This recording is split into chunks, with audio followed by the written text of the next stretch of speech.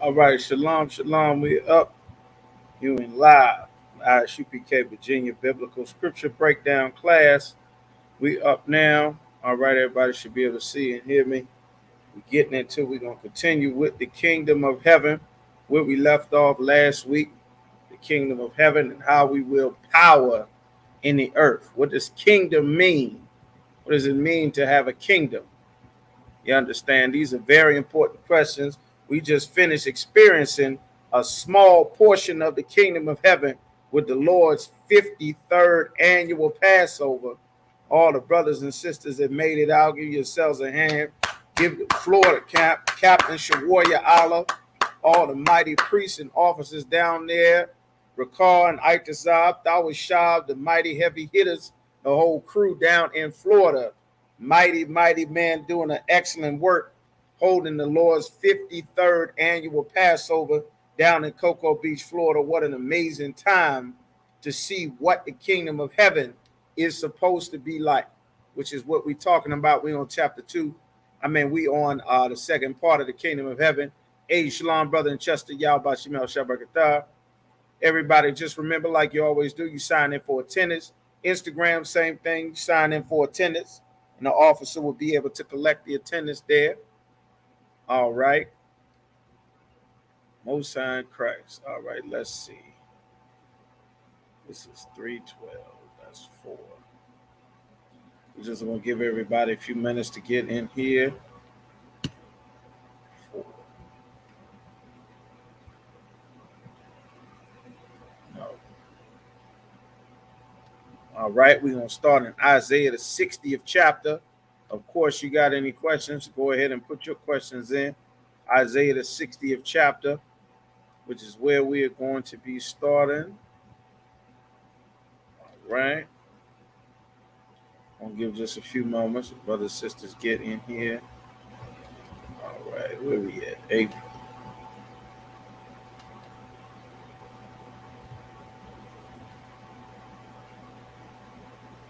All right, here we go.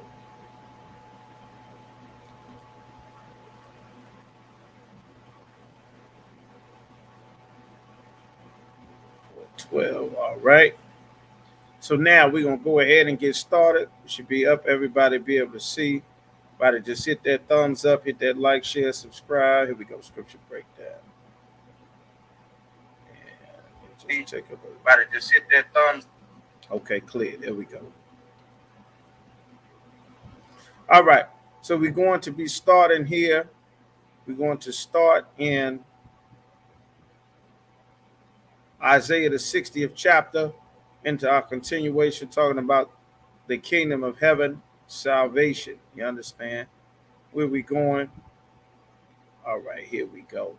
So we're going to start in Isaiah chapter 60 and verse 10. And Isaiah chapter 60 and verse 10 starts, it says, "And the sons of strangers shall build up thy walls, and thy king shall minister unto thee." When it says the sons of strangers, these are the heathens' children.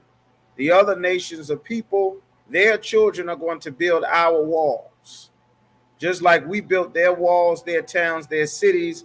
In Egypt, we built Egypt for them. Just like in America, we built their cities and towns, their forts, their Richmonds, their Portsmouths, the wealth and the power that they have to pass down to their families from generation to generation. That wealth and power comes from slavery. It comes from the cotton that the slaves picked. Their colonies sustained on cash crops like tobacco that the slaves farmed for them. You understand? In Manassas. You understand? The slaves farmed for them in Jamestown and Williamstown and Charlottesville and Richmond and Lynchburg. You understand? This is where their wealth, this is where their power came from. When the kingdom of heaven, it is going to be built. Remember the definition of the word kingdom. This is dealing with a terrestrial force. This is not some place that you're going to go when you die. This is very much a place that you are going to have while you are alive. You understand? That's what we are building. That's what we are fighting for in the Isupk. We are building the kingdom of heaven. You understand? Christ said the kingdom cometh not with observation, meaning you're not going to sit back and just look at the kingdom just fall out of the sky and all of a sudden you're in heaven, which is what the Christian church teaches. All right. So you can find that the kingdom cometh not with observation. You understand? That's in Luke chapter 17 and verse 20. What Christ was saying, that you're not going to just sit back. A ton of people believe that salvation is something very passive. You're just going to sing in church, beat the tambourine, go to the mosque and pray, slam your head on the ground, and then just live however you want as best, whatever the political climate and whatever is acceptable at the time, whatever changes. And then after you finish doing that, you're going to die. And then it's just endless cookouts and barbecues with Michael Jackson, Ray Charles, and all your grandmas and cousins and everybody else that passed on before. That's not what the kingdom of heaven is. All right.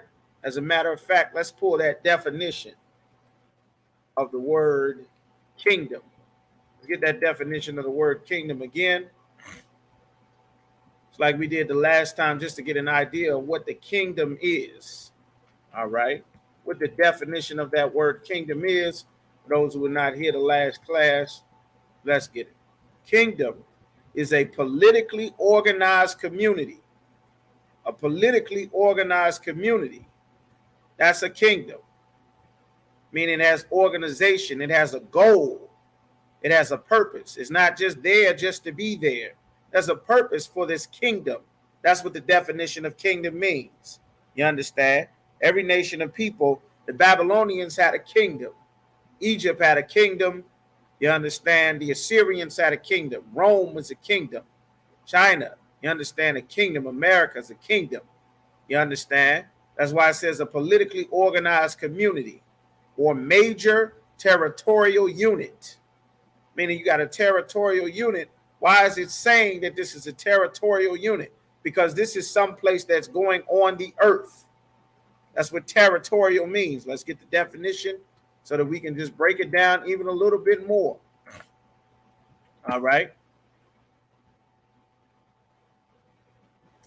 Let's get territorial.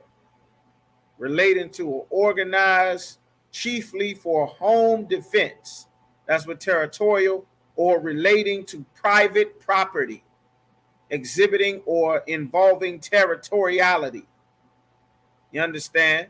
When it says relating to private property, that's a very good thing to understand about the word kingdom, because the Christian church has lied and said that the kingdom of heaven is going to be for everyone.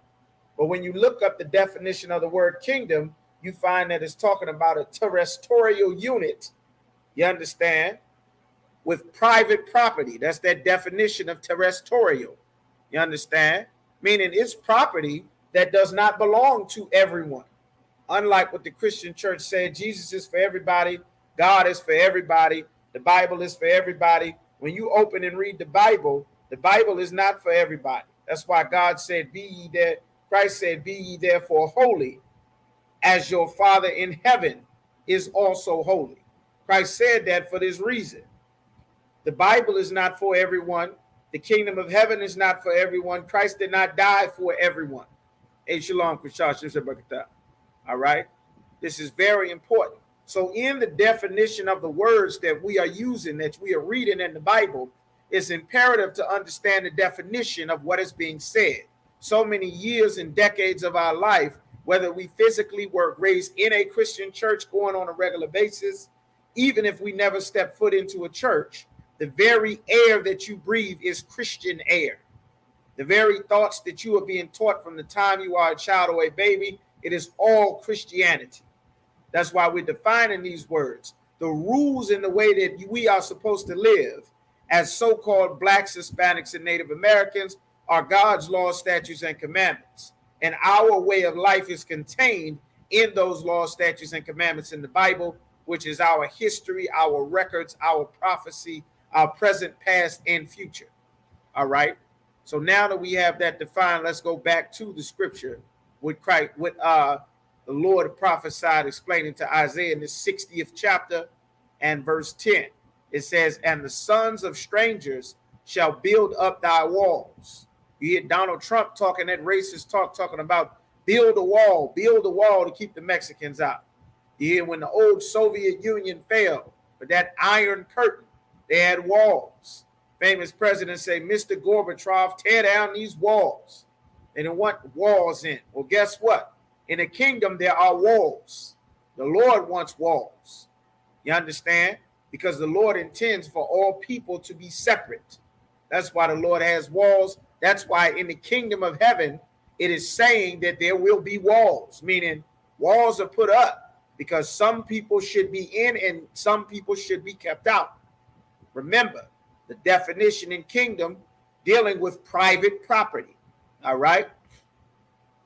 It says, and the sons of strangers shall build up thy walls, meaning they're going to make our walls strong. And their kings shall minister unto thee. The word minister just means a servant. It does not mean someone who teaches the Bible. It does not mean a preacher. It does not mean pastor. The definition of the word minister is just a servant. That's all that means. All right? And it says, for in my wrath, when it says minister unto thee, meaning they're going to serve us. You understand? That same Donald Trump and his family talking about the Mexicans are the worst type of Puerto Ricans and talking bad about the Puerto Ricans and Haitians, Guatemalan, El Salvadorians, saying they're from S-hole countries. Well, he is going to serve a Mexican in the kingdom of heaven. The Bidens, the Clintons, they are going to serve Mexicans and Puerto Ricans and Haitians in the kingdom of heaven. The Queen of England is going to be a servant to Jamaicans in the kingdom of heaven. All that British royal family, the Dutch and French royal family, reincarnation is in the Bible. All of those colonists, John Jay and Andrew Jackson and Thomas Jefferson, you understand? When you die, you are born back into the earth. You're going to be reincarnated many times over, just like we have died and been born back many times over as well. That is what the Bible teaches. According to the Bible, which is why we're teaching on the kingdom of heaven, you are not going to die and then go and live in some castle or some fiery pit forever. That's a lie. That's why we're breaking down what heaven is, what the definition of the kingdom of heaven is, breaking it down in the scriptures. All right? So they're going to serve us. All right? Those same police that broke Freddie Gray's back, that murdered Tatiana Jefferson, that devil Walter Scott that devil Michael Schlager that murdered Walter Scott, Betty Shelby who murdered Terrence Crutcher, George Zimmerman who murdered Trayvon Martin. In the kingdom of heaven, Trayvon Martin is going to live again. In the kingdom of heaven, you understand, Terrence Crutcher is going to live again. Tatiana Jefferson is going to live again. She won't be a Tatiana Jefferson. She will be born back to some male relative, and she will be a little baby girl being raised up again. Except in this society, when they come back, they're going to be born into a society where their king rules instead of the king of the Edomites, which is Donald Trump, or the king of America, which is Joe Biden. Our leadership, our race of people will rule the planet Earth under Christ in the kingdom of heaven. That is what we are working towards in the Isupk. That is why we just graduated. Give them a hand. The Hebrew Academy class of 2022. We graduated in a class of warriors and soldiers and an army, because you don't have a kingdom without an army. You don't have a kingdom without leaders. All you Christians, fake Israelites, Muslims, if you're a Black, Hispanic, and Native American, all believe that you can have your own private beliefs with your own private leaders, your own private rules, and your own private denominations. That will not be so in Christ's kingdom. Christ is not coming to bring freedom. Freedom of speech, freedom of choice, freedom of expression, that is against God. You understand? The problem with our society is there's too much goddamn freedom. So much freedom that a monster, you understand, a monster is free to tell her son that he can be a goddamn woman. That like that monster Gabrielle Union.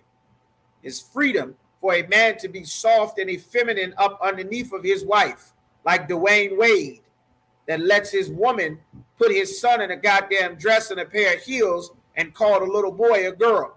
That freedom will not exist in the kingdom of Christ. That freedom is going to end when Christ comes and destroys this empire right here in America. That's going to end. All that's going to be burned up with America. You understand? That freedom for a man to go now and have sex with his sister that already has a man, that freedom is him, that woman, and that freedom is going to burn up in thermonuclear war. That's why Russia is talking about the nuclear option in Europe. Think that thing is going to be resolved peacefully. The Lord said it's not. The full out start of the Third World War. That is why every Black, Hispanic, and Native American, as we say every week, every class, every day, needs to be in the Isupk so that you can join yourself to the actual body of Christ and know what to do when the Lord unleashes all hell on the planet Earth to destroy and wipe out all world empires. That's coming. Along with food shortages, COVID-22, 25, the new super meningitis hooked up with AIDS down in Florida in the sodomite community that's specifically targeting homosexual and bisexual and transgender males.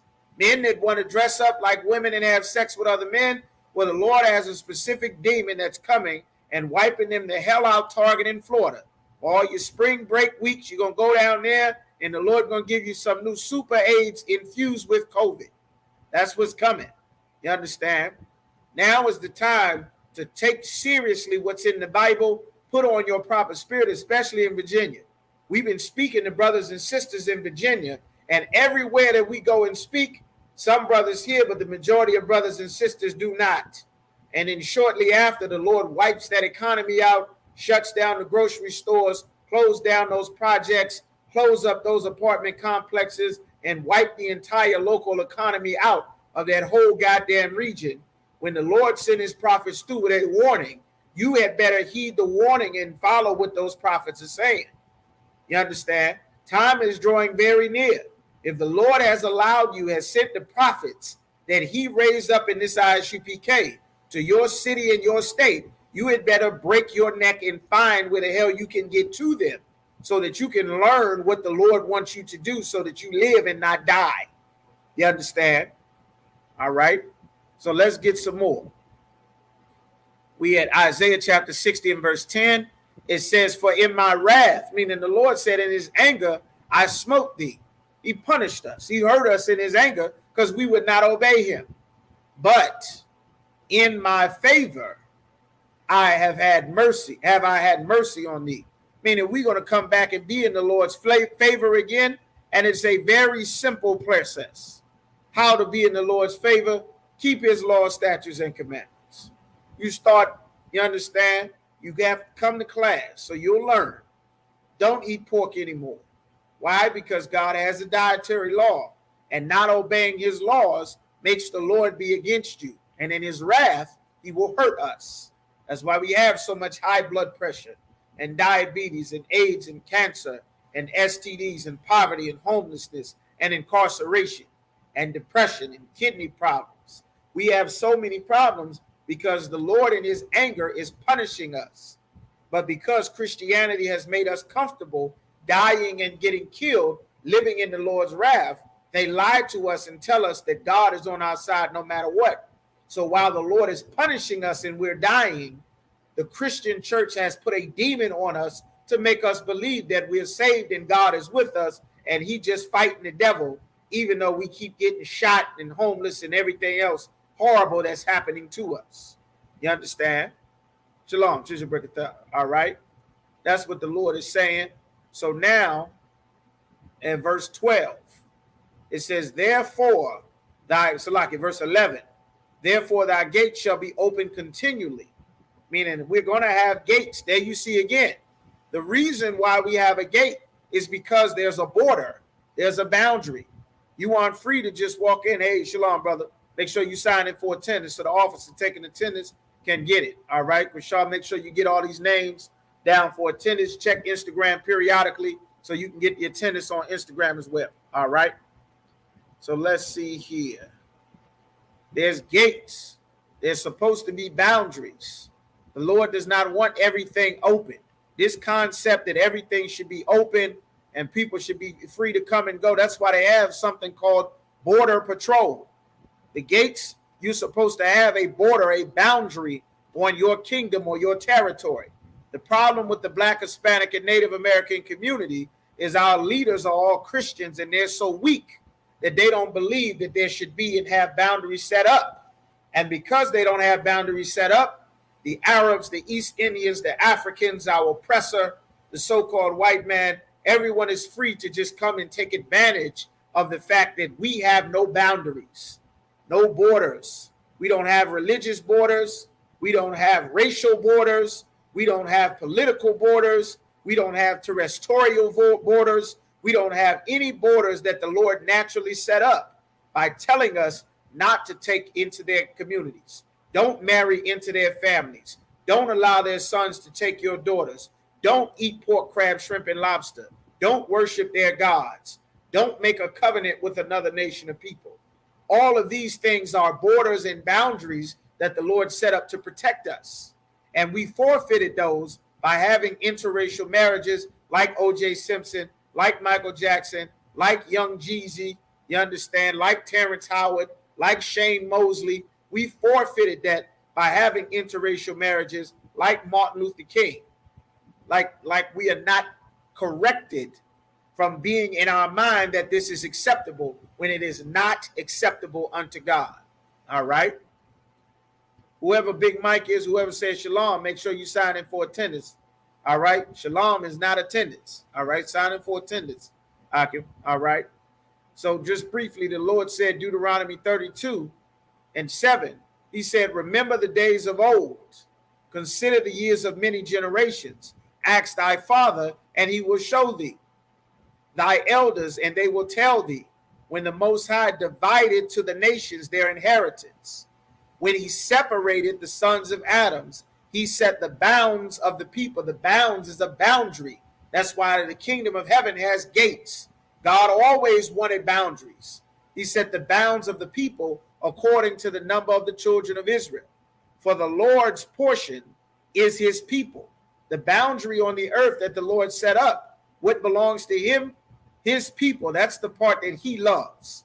The whole earth and everything belongs to the Lord, but he set a boundary to give the other nations their own inheritance. Every race of people is not supposed to be in everybody's land. That's against God. God never set that up. You aren't supposed to go to the land of one nation of people. You aren't supposed to go. Don't worry about that. Just go ahead and just sign in there. Just sign in right where you typing that, and we'll be able to get it. Shalom, sis, y'all, Shemala, thought you might shine. All right. The Lord said he set the boundaries according to the number of the people. He set boundaries up so that each people will have their own land, their own resources, their own way to survive based on what the Lord gave them. The problem is our oppressor rules the earth. That's why they have to go into captivity, and they've stolen the land that the Lord gave to this people and moved their own people in to steal the resources. Like the white man left Europe and went down to South Africa and called himself a South African, stealing their goddamn land, instituting apartheid. Or the white man left Great Britain, which that land doesn't belong to him either. The native Britons were black people. The native Europeans and the Latins, Latens, left Europe and fled into the Polynesian islands. The Aborigines down in Australia, those are the descendants of the native Europeans. The Caucasians that you see in Europe, though, that is not their land. They are cave dwellers. That's what the word Caucasian means. They come from the caves of the Caucasus Mountains of Georgia, Russia, between the Black Sea and the Caspian Sea, off the Gulf of Aqaba. No land on this earth belongs to these so-called Caucasian. You understand? That is why everywhere they go, they destroy the forests, they blow up the mountains, they poison the water, they poison the air, they pollute the sea, they make chemicals to destroy. They bust a hole in the ozone layer. Space is littered with trash. They go to Mars, they stealing stuff from Mars. They go to the moon, they stealing stuff from the damn moon. They taking animals out of their natural habitat. Goddamn killer whale supposed to swim around the earth. Killer whale is in SeaWorld. Blackfish. The lion is supposed to be in Africa. Damn lion is with Ringling Brothers, Barnum and Bailey doing circus tricks. The elephant's supposed to be in India, supposed to be in Asia, in Thailand, and Africa. Damn elephant is going on a world tour, balancing on a damn ball for Ringling Brothers and Barnum and Bailey. Because everything that God said and put in order, this devil has removed God's natural order. And the kingdom of heaven will be when they are no longer free. When they are in captivity, the earth can then be at peace. Things can now be in their proper order. There won't be legal for you to go and steal a man's children from him. It won't be legal for you to tell his woman to tear the family up so she can have entanglements. You understand? And have brothers beefing with each other until they murder each other all throughout the goddamn neighborhood, which is what is happening in every city, every hood, every ghetto. Some nasty Jada Pinkett Smith trifling, free and sexually liberated whore is having sex with multiple brothers. And when she does, the two brothers go and beef with each other. And before you know it, dozens of children, old ladies, brothers and sisters are getting shot all goddamn summer. And then we have a 15-year, 20, 30-year blood and crip gangster disciple, Vice Lord, BDGD, Norteño, Sureño beef. You understand? And we millions in the damn prison system and millions in the damn coffin and in the grave because an evil woman, a whore, is a deep ditch. And our oppressor pioneers being a whore. You understand? That's what Marilyn Monroe is. You understand? That's why you're not selling no rap record. If you're not naked with your tail and your breasts out, that's the only way they're going to promote your music.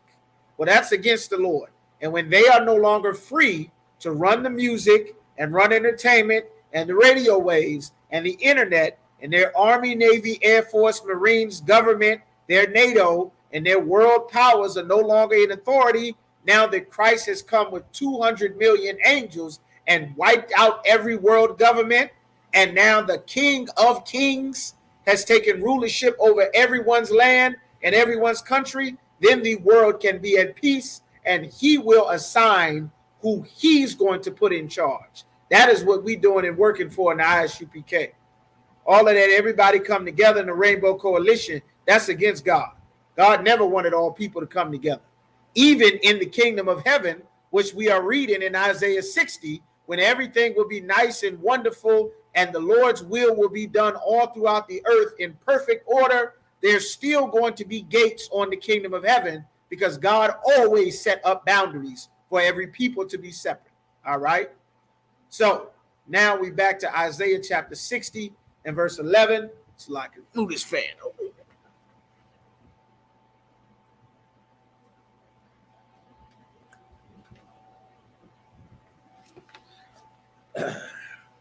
All right. Make sure it's lucky. All right. We should be good. All right. Of course, this is what the kingdom of heaven is. That's what we building in the Isupk, the kingdom of heaven. All right. So in Isaiah, it says the date. Let's start back at verse 11. It's a lot. Therefore, thy gates shall be open continually; they shall not be shut, day nor night. Why would our gates be open night and day? Now, you know the Lord doesn't want everybody in there. Otherwise, there'd be no need for a gate. Who can tell me why the gates will be open day and night? Who knows? Give it a second. All right.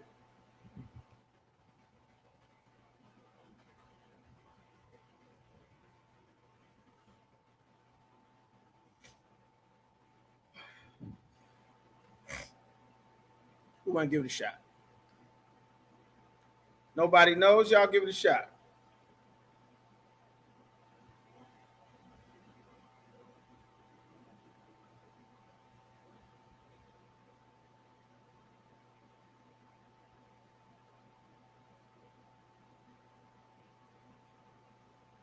All right. I'll give y'all just a few more moments. Let me say the question again, just so everybody can hear.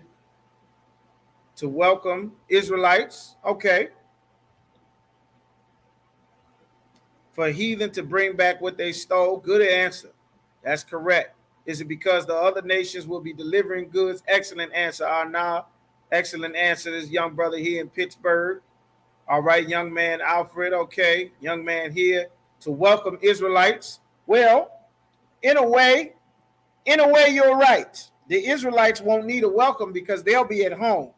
But you are right in a way. You're right in a way. All right? That's not entirely wrong. You're right in a way. The heathen is right here in the scripture, but what you said was correct. It says, the gates shall be open continually, that they shall not be shut, day nor night, that men may bring unto thee the forces of the Gentiles, meaning the other nations, their forces, their riches, their power, their wealth, whatever they have that brings them power and strength, they're going to give all of it to us. And that their kings may be brought. Their kings. Why is it saying their kings? Who knows why? Saying their kings. Their kings are going to be brought. Because they are, who knows? Why would their kings come to ours? If he a king, you should be in your own land. Why would their kings be coming to our land? Coming through our gates? You understand?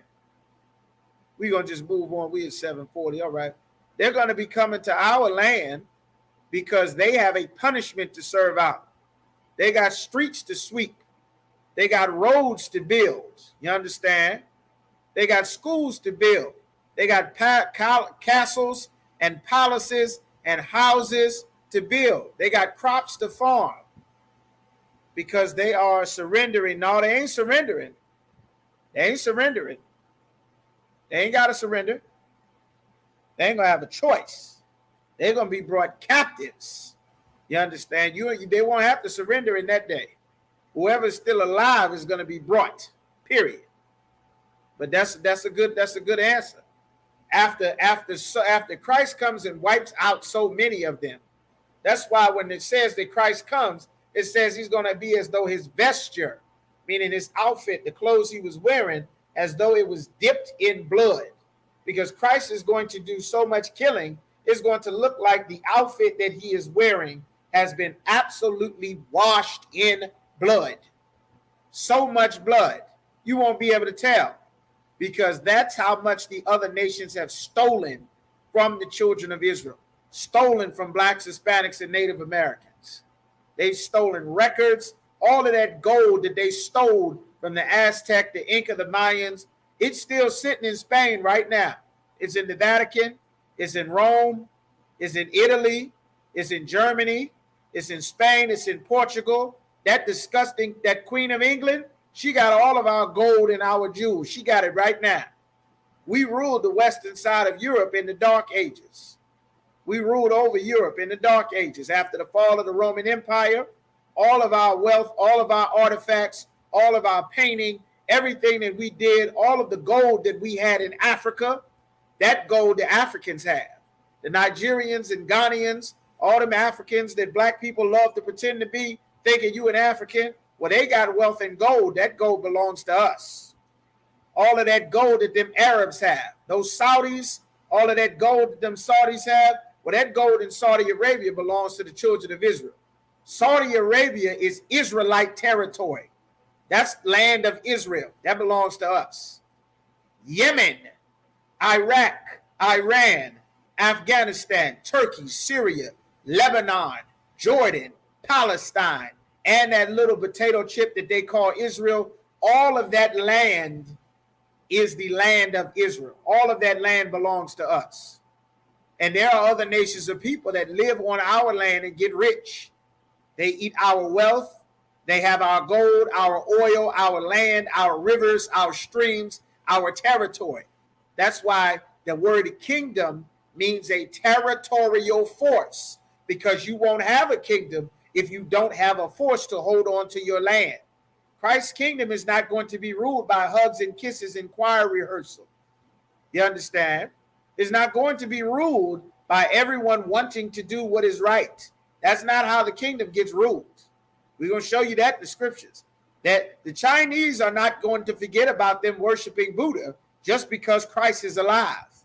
They aren't going to forget about Allah just because Christ is ruling the world. Our oppressor is not going to forget about Caesar Borgia and all the gods and idols that they worship, like Mardi Gras, like the Feast of Bacchus and Samhain, your Christmas and your Halloween, your All Hallows Eve. They're not going to forget about Mischief Night, all of their celebrations and their cultures. They're not going to willingly just forget and ignore who they were so that they can be servants to the day laborers, to the parolees, to the thugs, to the twerk queens, to the people whose whole family is destroyed, to the people who they set up shops and businesses in the ghetto and watch them be destroyed and suffer while they set up empires and get nuclear missiles in China and Korea off of black hair care money that the U.S. government told them and helped them set up in the 70s, which is why you have Chinese beauty supply shops in every ghetto and the suburbs all across America within the vicinity of where black people live. It's not by accident, it is by design. That's why when we say the prayers, like we did at Passover, like we do every Sabbath service and every high holy day in Psalms, the 83rd chapter, they are confederate against thee, meaning they work together against us. The tabernacles of Edom, you understand, our oppressor, the so-called white man, the Ishmaelites, the Arabs, the Moab, the Chinese and their families, and Ammon and Amalek, the Jewish man, the Korean and the Japanese man, the Philistines, the Africans with the inhabitants of Tyre. Asher also is joined with them. They have hope in the children of Lot. Who are the children of Lot? Those children from the Egyptians. Lot's children are the Asians. Lot's two daughters thought that the world had ended after seeing the Lord burn Sodom and Gomorrah to the ground with fire falling from heaven. So they got their father drunk and they took turns raping him to get pregnant so that they continue his lineage. That's how you get the Moabites and the Ammonites. That incest is also where you get a lot of Down syndrome from. And that epicantic fold, you can look that up. That characteristic, they call it an Asian or an Asian eye. You can look up an epicantic fold and Mongolism. And you'll look that and you'll see what breeds that. A lot of that comes from inbreeding too much of the same genes, which is exactly what Lot's daughters did. They made a nation, a race, two nations of people from inbreeding. That's where you get Moab and Ammon from. You can read that in Genesis, the 19th chapter. You can look up Mongolism or Mongoloidism and Down syndrome, and you'll see it, and you'll see they'll explain the epicantic fold. You understand? This is not racism. This is truth, and this is fact. You can look that up. It's there. We did it many years ago. Wrote a whole paper on it about 5-6 years ago in the truth. You understand? It's in there. All right. So this is what it's talking about. They're going to bring their wealth, their kings, their leaders, because they are going to serve out punishment. Their senators, their government officials, their military commanders, whoever Christ does not wipe out in the war world or the war of Armageddon and the space war, which is why America made a space military, which is why Donald Trump made a space force. You understand? It's not Battlestar Galactica, it's not Star Trace, Deep Space Nine, or Voyager. They made a space military because they know that they are going to have to fight a war in space against Christ and the angels, because the Bible says it. Everyone knows and believes what's in the Bible except for the people of the Bible. Everybody knows this. You understand? That's why it's important that blacks, Hispanics, and Native Americans wake up and come back to serving the Lord. All right? So let's get some more. Now it says here, verse 12, for the nation, the word nation means race, and kingdom. The reason why it says nation and kingdom, because within the kingdom of America, you have the nation of Moab, the Chinese, the nation of Elam, the East Indians, the nation of Cush, the so-called Ethiopians. You got the Philistines, the so-called South Africans. You got the Japhethites, you understand, the Polynesians, and the Aborigines down and all. You got all of those nations are in America. You got the Israelites, which is so-called blacks, Hispanics, and Native Americans. You got the Egyptians are here, all the various Africans, the various Europeans, the Jewish man. Amalek is also here in America. So when it says in Isaiah chapter 60 and verse, what's that, 12? And verse 12, for the nation And remember, every time you read the scriptures, you see the words if, and, or but. Those are some of the most important words in the entire scripture. The nation and kingdom that will not serve thee shall perish. Meaning, let's say they decide that under no circumstances are they going to serve the people that they used to not pay to clean their floors. They don't want to serve Maria. Maria used to be their housekeeper. They don't feel like serving Javier and Gustavo that build their streets, build up their mansions, cut their grass, clean their pool. They don't want to serve their day laborers. They figure they're above them. You used to work in my fields, pick the strawberries and tomatoes for Dole and Del Monte fruit, all of the oranges down in Florida. You used to work for me. So now I'm not going to serve you. I'm not going to serve the people that I put in prison by the millions. I'm not going to serve them. I'm not going to serve my cooks, my day laborers, my slaves. I'm not going to serve the bottom class of people in my society. Suppose they say that they refuse to serve a black man. They refuse. The French might say, I refuse to serve a Haitian. I refuse to serve a Dominican. In Spain, I refuse to serve an El Salvadorian or a Guatemalan. I'm never going to serve a Native American. I refuse. Well, the Lord said the nation that decides that they are not going to serve us, it says for the nation and kingdom that will not serve thee shall perish. Yea, those nations, that whole race of people and all of them, shall be utterly wasted, meaning every last one of them will cease to exist if they decide that they don't want to serve Isupk. They don't want to serve the El Salvadorians. They don't want to serve Zebulon. They don't want to serve the Levites. They are up there, but the Haitians are beneath them to serve in their mind. No sweat. You don't want to serve the Haitians? Guess what? The armies of Christ will roll through there. An army of Mexicans, of El Salvadorians, of Guatemalans, of Negroes, of Haitians, of Puerto Ricans, of Cubans, of Dominicans, of Seminoles and Tainos and Arawaks. A whole army of them will show up to your country and wipe out everything so that no more of you exist. That way you don't have to serve us because it won't be any more of you. No more children. It's all over. That way you will cease to exist, and the only people that will be alive are the nations that will serve us. You understand? This is the kingdom of heaven. It's not like what you've been taught in church.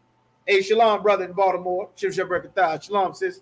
All right? Lord be with y'all. All right?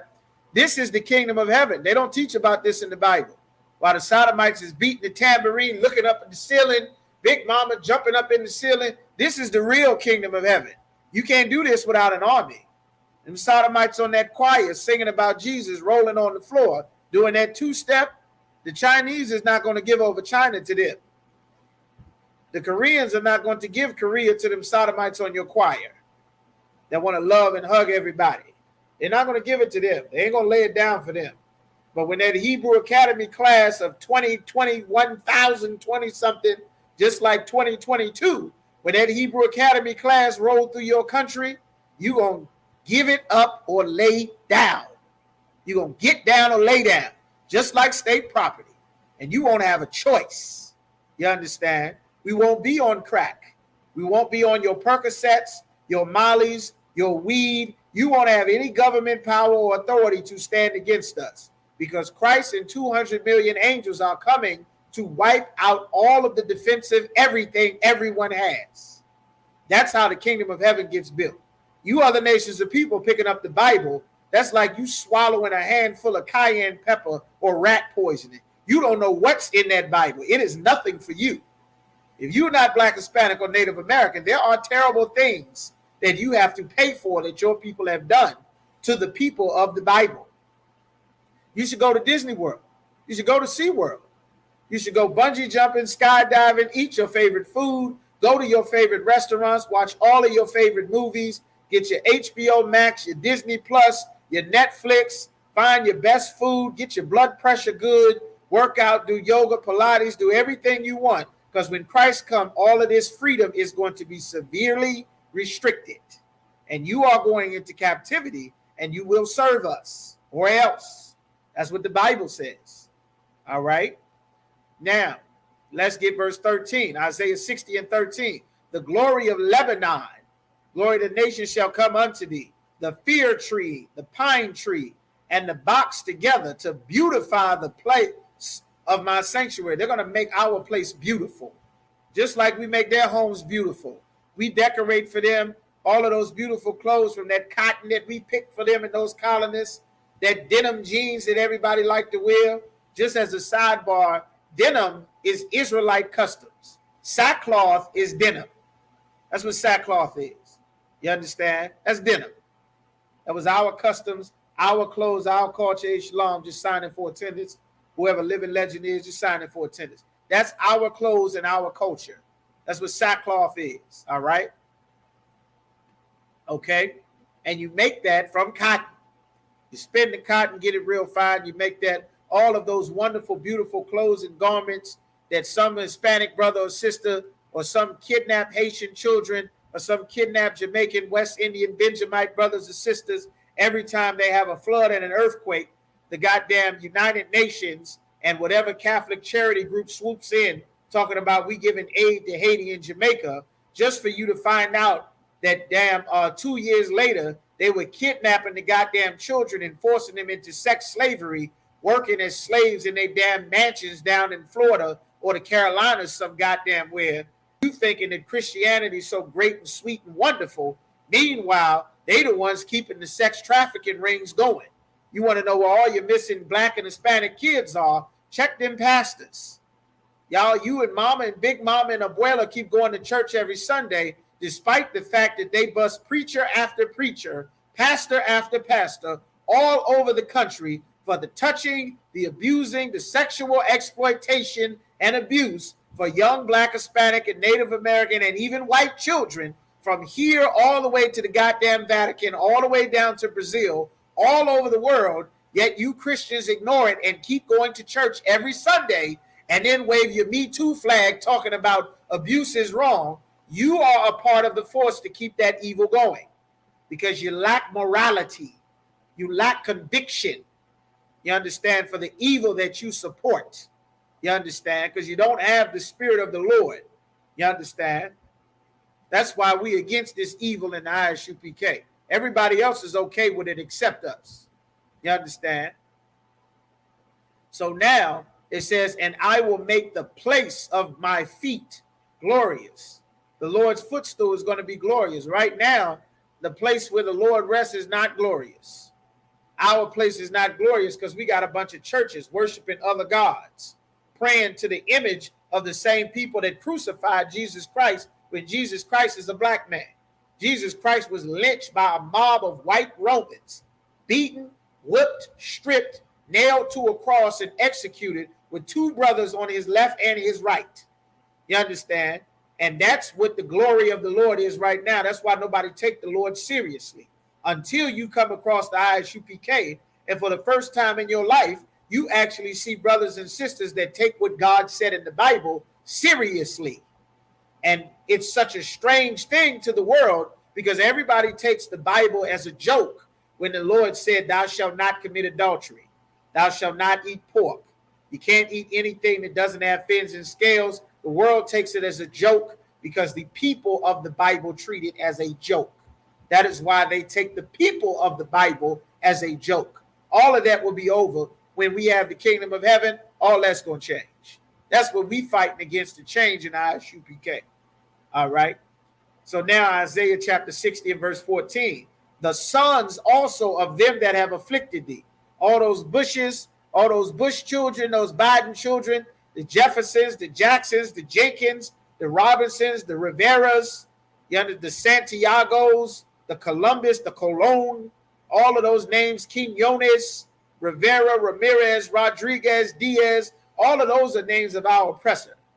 You have the name of Jenkins and Jimmy and Johnson and Green and Smallwood. Those names come from our oppressor. That's not our names. That's not our language. Our names are Anah. That's our Hebrew. That's our names in our language. Warakah.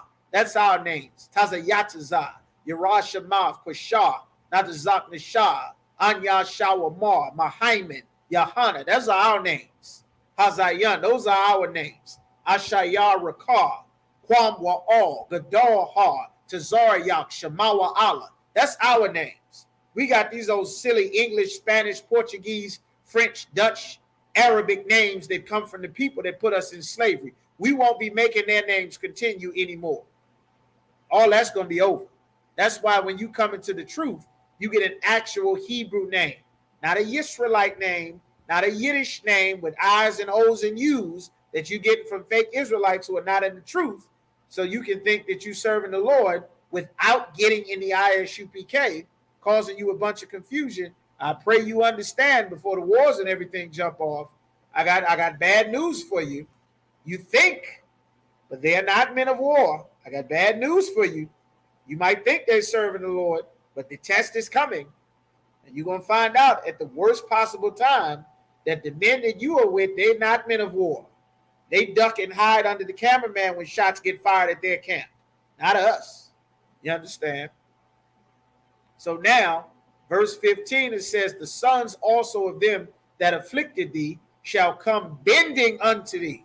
They're going to bow down. They're going to say, yes, Adawan. They're going to say, Khan, Adawan, Khan.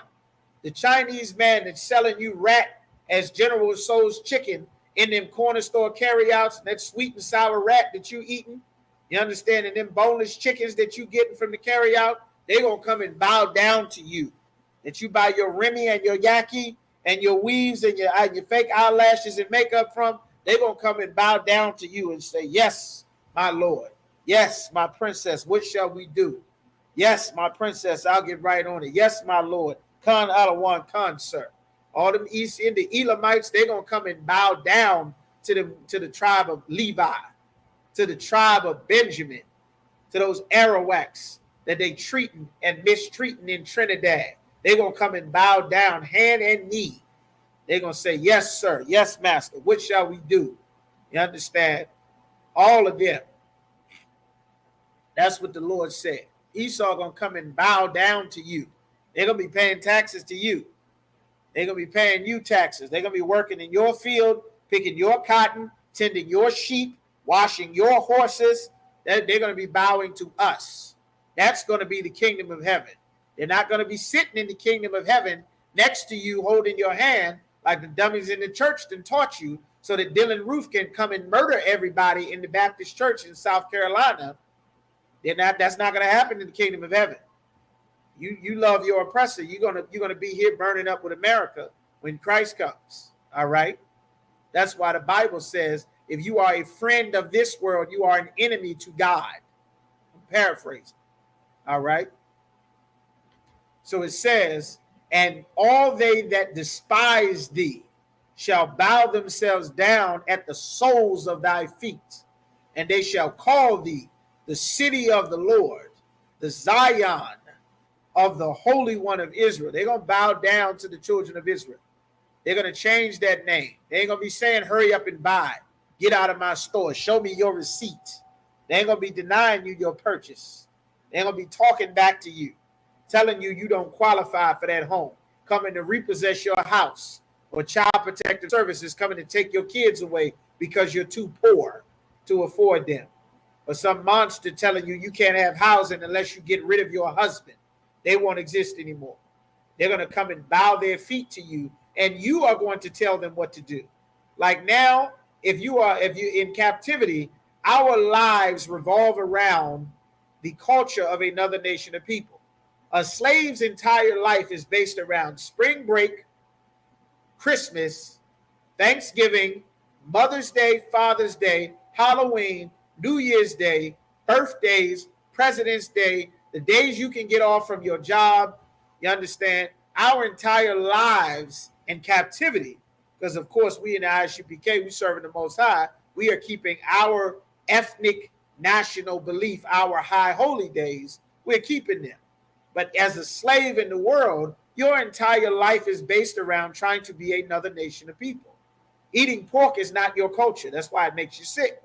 Eating crab, shrimp, and lobster, that's why it gives you fibroids to the sisters, and thyroids and all kind of uterine problems. It makes your bones brittle, damages your kidneys. Smoking weed and cigarettes, that's not our culture. Smoking is not our culture. That's why we get cancer, number one, of the lungs, of the eyes, of the throat, of the bladder, of the this. That's not our culture. Homosexuality is not our culture.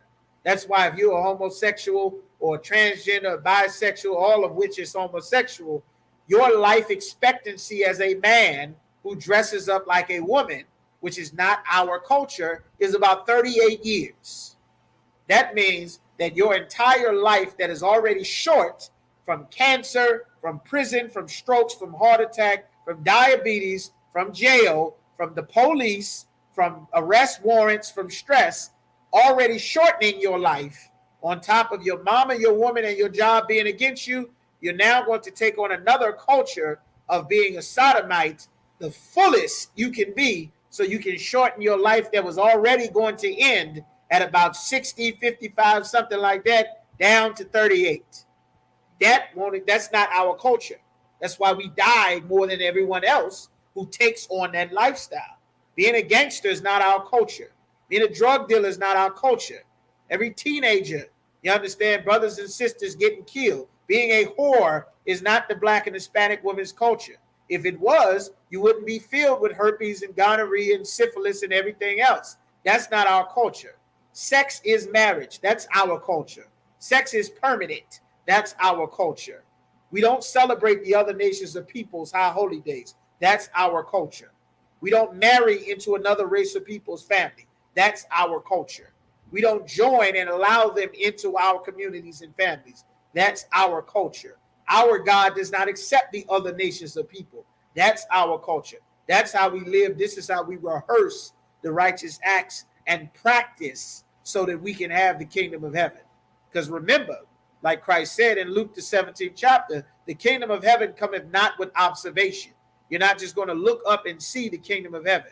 In the kingdom of heaven, we won't have Black and Hispanic shooting and killing each other. That's going to stop. If it were not for religion, we would not have that, because brothers would be able to discuss their issues without thinking that God is okay with you murdering your brother because you got a personal relationship with Jesus, or some sodomite dips you in a pool of water in a church surrounded by other sodomites and sinners, and now you believe it's okay to go and live life however you want without consequence, without the Lord being against your lifestyle. That only exists because of the Christian church. You understand?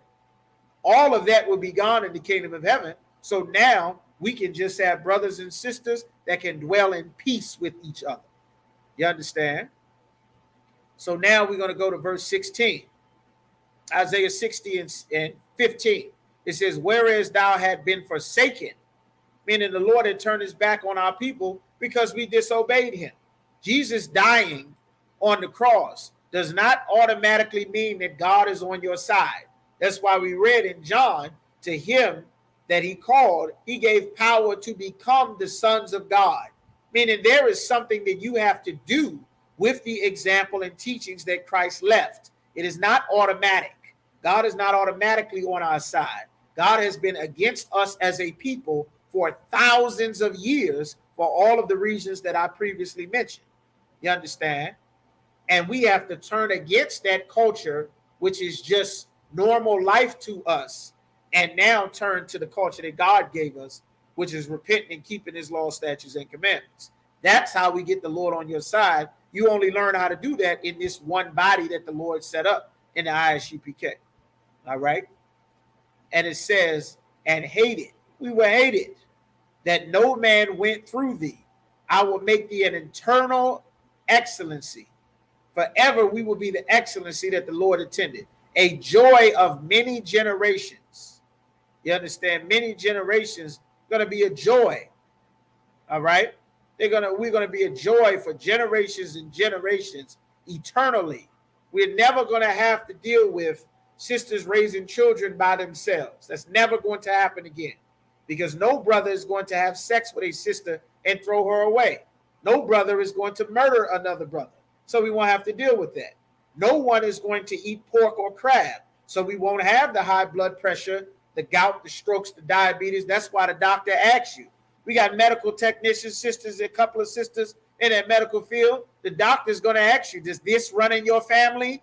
Does this run in your family? Does your family have a history of that? Well, our family's not going to have a history of diabetes and high blood pressure anymore.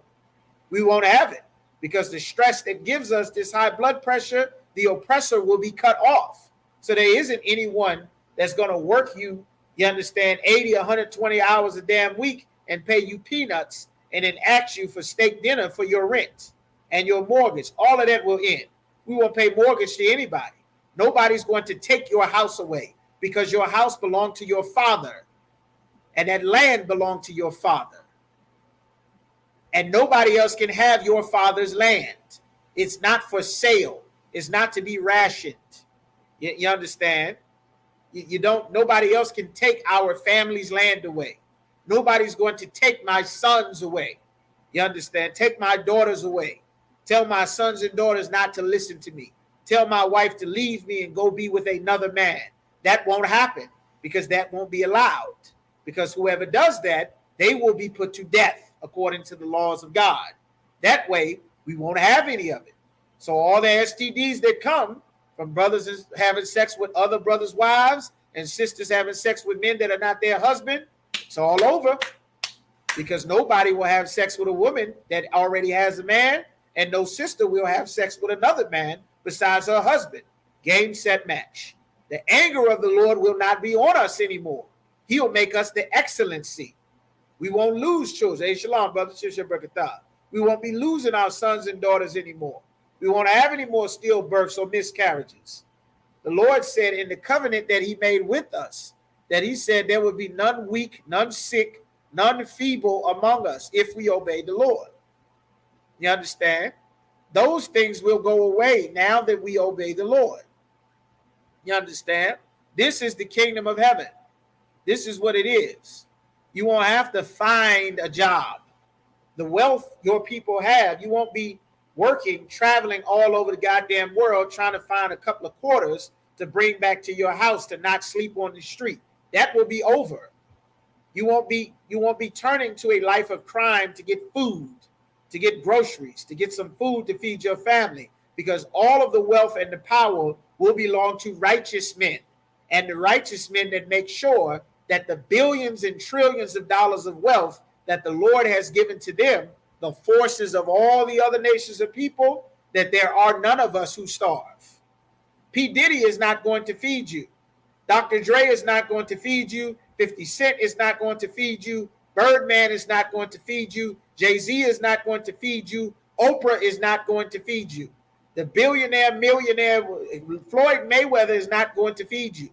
You understand? But the T.D. Jakes and Creflo Dollar, Joel Osteen, Kenneth Copeland, your pastor, Tony Evans, Fred Price, they're not going to feed our people. They're not going to feed and house and clothe our people with the $500 billion that the Black Christian Church has taken from the Black community. Michael Jordan is not going to house and feed you. Tiger Woods is not going to house and feed you, but they won't have any of the wealth in Christ's kingdom. All of the wealth will belong to the righteous men that are going to make sure everyone eats. Everyone has a home. Nobody starves. Nobody goes into poverty. We are going to be responsible for distributing the wealth to all of the world. We're going to decide who eats, who does not eat, where, who lives where, who gets this, who gets nothing. The men of the Lord will decide with the Spirit of the Lord under Christ. That's how it's going to work. And that will be heaven. You understand? Now we're going to go to, talking about the kingdom of heaven, we're going to go to Ezekiel chapter 38 and verse 19. The Lord said, "For in my jealousy and in the fire of my wrath I have spoken. Surely in that day there shall be a great shaking in the land of Israel." Is Trooper Kodak in class? Trooper Kodak, if you in class, I don't have your sign in. Make sure you sign into class, all right? I haven't seen you yet, all right? So it says, there shall be a great shaking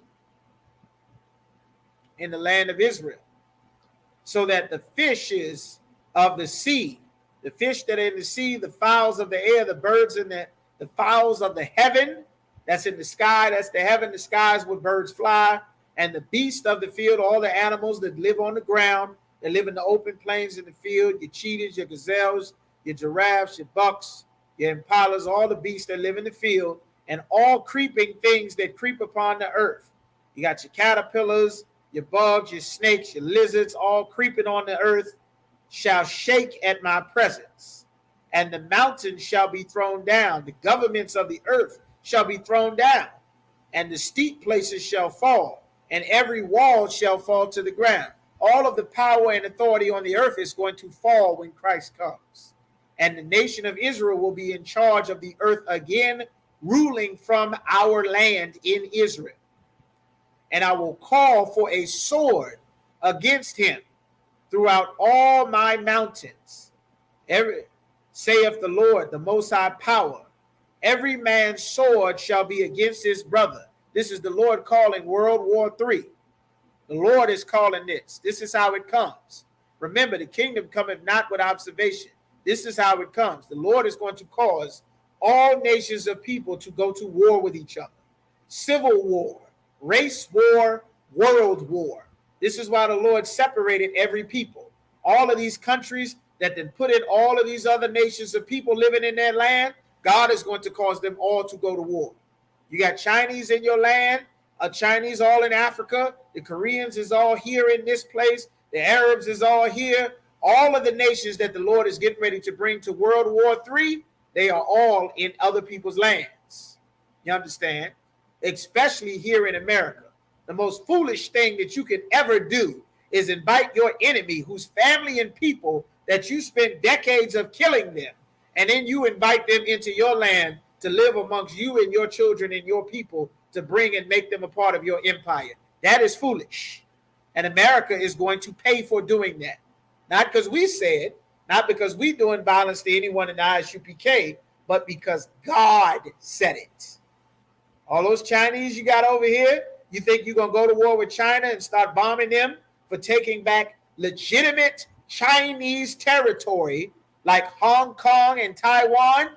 You think the Chinese is going to be civil while you bombing their friends and family members over in China for that carry out and dry cleaner money? You think they betrayed their people the way you betrayed England when you abandoned the crown to start these colonies here in America? You think they're going to betray their people? We'll see. The Lord says that every man going to return to his own people. You think all those Koreans over here are going to abandon Korea while you bomb and kill the Koreans as they try to reunite their family and make North and South Korea one country again? But you, in a quest for eternal beef, will not let a family reunite and mend their differences? America stopping all of that. Well, guess what? The Lord said he's going to bring nation against nation, kingdom against kingdom. This is how our kingdom get built. All we got to do is turn back and serve the Lord. We don't have to pick up a sword, a knife, a rocket, a switchblade. All we got to do is separate from them, separate from the Lord. Of course, we will defend ourselves, and we are well prepared. I pray you understand. You understand? We ain't choir boys in here. We graduate in Hebrew Academy, a platoon of warriors and soldiers that have the spirit of the Lord on them, under the Lord's protection and with the Lord's authority in the earth. You understand? That's what the Bible is talking about. This is how it gets built. The Lord said every wall shall fall. This is thermonuclear war, world war. This is how the kingdom of heaven gets built. All of that praying for peace, that's against God. God doesn't want peace. Christ isn't bringing peace. The Holy Spirit of God is not sending peace like the Christian church is trying to teach you. The Lord doesn't want peace. That time is over. The Lord is sending war on the earth. That's the spirit of the Lord. The Lord is a man of war. Yahweh is his name. It's Exodus 15:3. If you need to read it, don't bother telling your grandma. Chances are she doesn't care anyway. You understand? But if she does, tell her come to class. Bring her questions. All right? The Lord said here, I will call for a sword against him throughout all my mountains. Meaning the people that are living in our land, in the land of Israel, all of that land that I mentioned, that Middle East, the Lord is calling for a sword.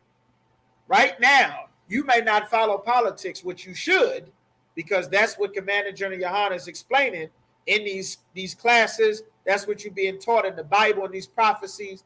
Right now, the Saudi Arabians, longtime allies of America, of the Bush family, they are moving their oil that they sell on the world market.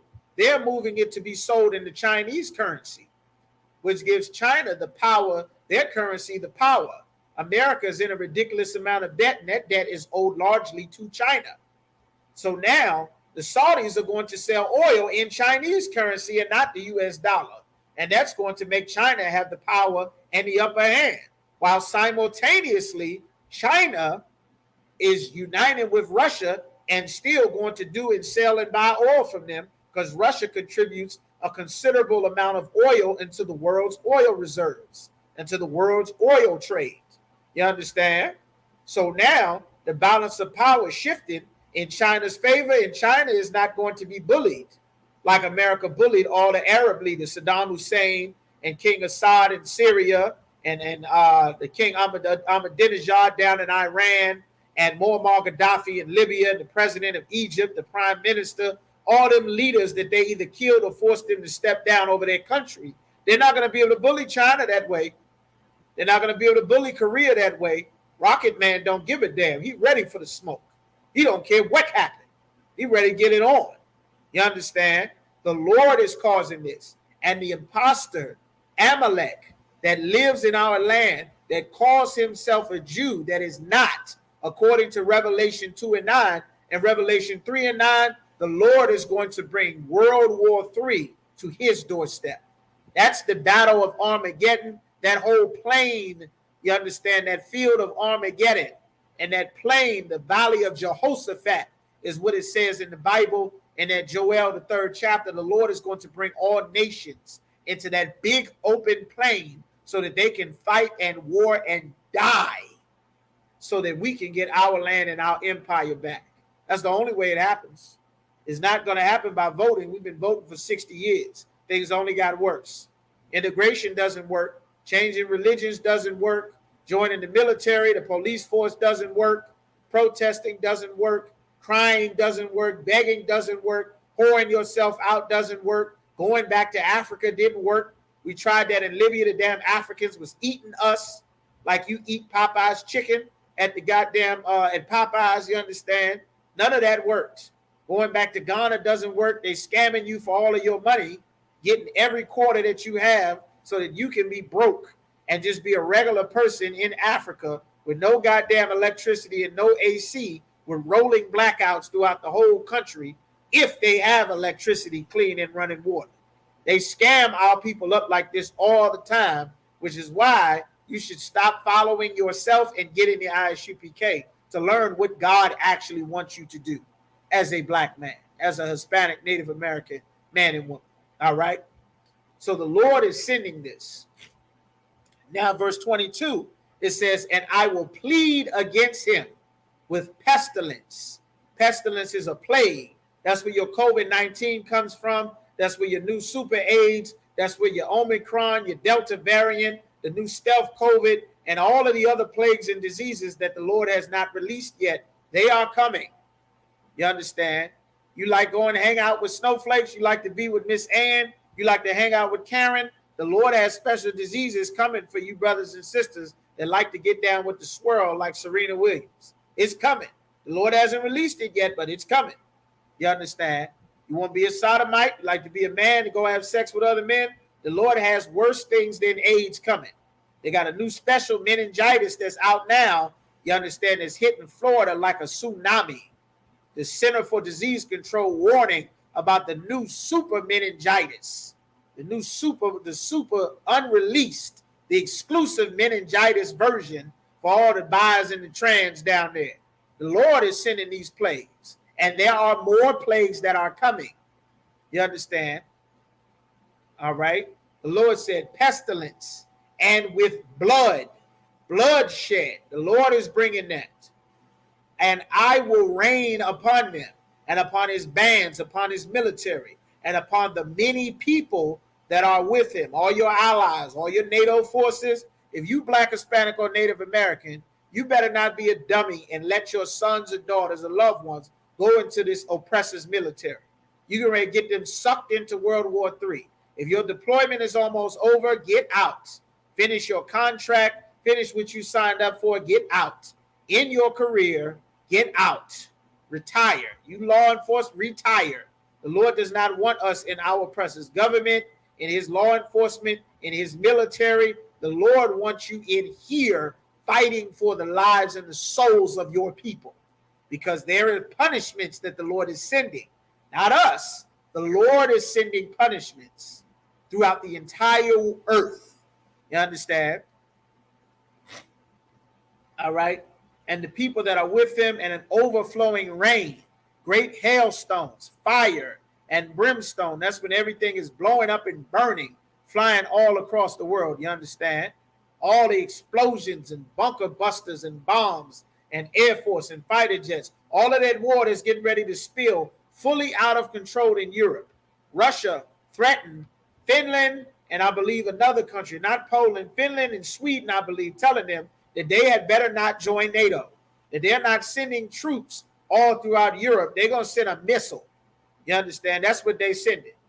All of that, them that were at peace, that weren't getting into all of these wars, the Lord said, I'm going to bring him that has been turned back from war into war. That's Russia. Russia has not been involved in all these wars while America and everybody else has been fighting all over the planet. The Lord said he is going to bring him back who has been withdrawn from wars. That's that Ezekiel, the 37th, 38th chapter. The Lord said he shall go into the land of unwalled villages. As him invading that Ukraine. It's the villages and towns that are not walled up with borders and security, and march right through there with them tanks. All of those things is going on, man. It's all in these scriptures. It is all prophesied. You come in class, you'll learn all about these. Now, in verse 23, thus will I magnify myself and sanctify myself, and I will be known in the eyes of many nations, and they shall know that I am the Lord. Everybody going to know that the Lord is the power. They're not going to have confusion over who God really is. You understand that COVID helped the Elamites learn that all of those statues with those 7 arms and the elephants and all those pictures of them deformed gods that they worship, that those gods are not real. Those gods can't fight against COVID, as they burn their loved ones outside of the goddamn hospital, like you burn leftover Christmas trees after all the Christmas sales is over in January. They learned that those gods they praying to are not real. That those gods are not the God to help fight against COVID. Buddha and Krishna and Shiva cannot fight against COVID. They learned that. Our oppressor has not learned that Caesar Borgia is not real yet. He will, though. They haven't learned. They haven't learned that Caesar Borgia is not real. They're going to learn. The Lord's going to show them. You understand?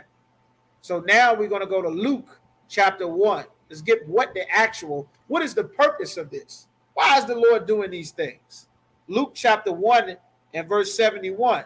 The Lord is saying that he's going to bring us salvation. This is what Christ came for, that we should be saved from our enemies. From our enemies. Who are our enemies that we need to be saved from?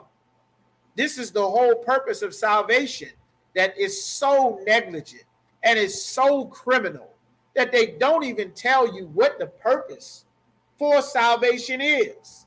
At no point in time in church did they ever teach us what salvation was for. They said to be saved for your sins so that you can go to heaven. But what does that mean? They didn't tell us that heaven was on the earth. They told us you're going to die and go to heaven.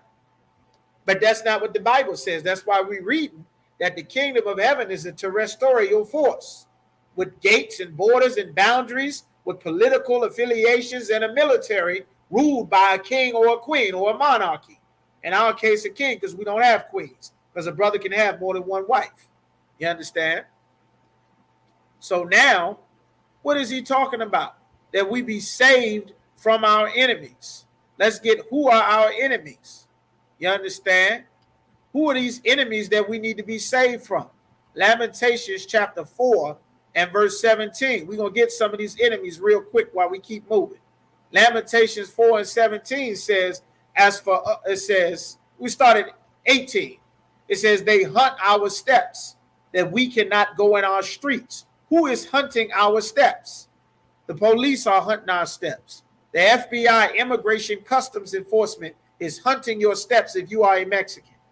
You understand? If you are a Haitian, if you are Guatemalan, Central South American, El Salvadorian, Colombian, Immigration Customs Enforcement is hunting our steps. If you are a black man, the NYPD is hunting your steps. The Baltimore Task Force is hunting your steps. The Williamsburg and Virginia and Richmond State Highway Patrol, they are hunting your steps. You understand? They are looking for you. The whole reason that they signed up to be in law enforcement is so that they can hunt you down. That's the whole reason. They're not signing up so that they can hunt down their brother and their uncle and their cousin. Dylan Roof shot up a church and killed 8 people. They took him to Burger King. You understand? George Zimmerman murdered a little boy that he stalked named Trayvon Martin with tea and Skittles in his hand. He stalked and murdered that brother. They gave him a book deal, and his gun is American history memorabilia to this day. Betty Shelby murdered Terrence Crutcher. She got rewarded with another job in a new county and no jail time.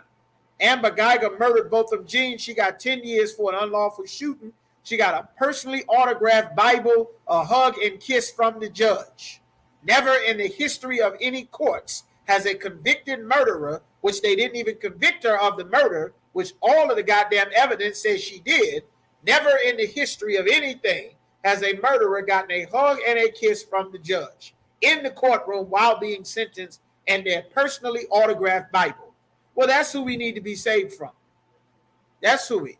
The ones that fed our babies to alligators, the ones that cut the babies out of the pregnant Native American and Puerto Rican sisters and bashed the babies' heads against the rocks. You understand? The ones that did all kind of experiments on slaves and prisoners to make the allergy medicine, to make your OBGYN procedures, cutting and ripping and stabbing into sisters. You understand? The ones that steal your soul, steal your music, steal your inventions, break up your family, put demons in your mind and tell you now to go and worship a false god. All of them, they hunt our steps. They look to prey and oppress our people. That is how Derek Chauvin knew that he could keep his knee on George Floyd's neck for 9 minutes and there would be no consequence, so he thought, until they started setting goddamn police stations on fire because of the COVID restrictions that our oppressor had to suffer. You understand? This is who is hunting our steps. We watch for a nation that could not save us. Salvation is to save us from the white man.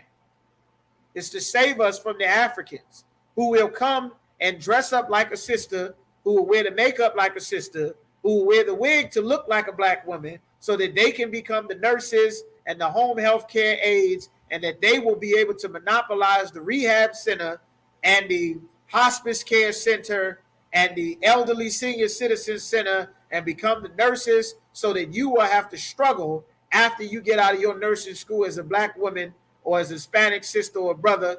You will have to struggle to get into a field to treat your people who are the sickest, dying of everything throughout the entire country. You will have to struggle with your doctorate, your bachelor's, your master's, all of your certifications. You will have to struggle to get your career going, because it will be filled with people that hunted your community so that they can start their career.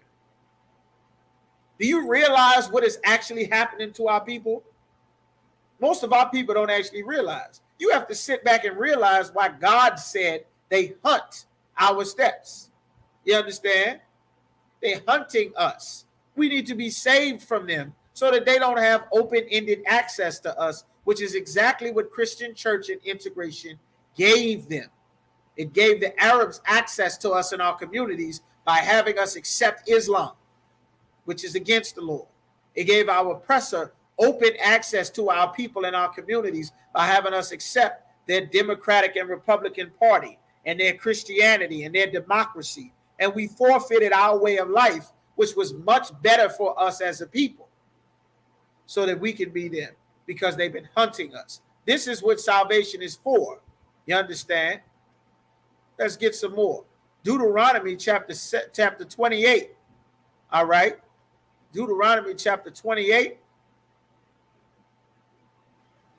and verse 32 said, thy sons and daughters shall be given unto another people, and thine eyes shall look and fail with longing for them all the day long, and there shall be no might in thy hand.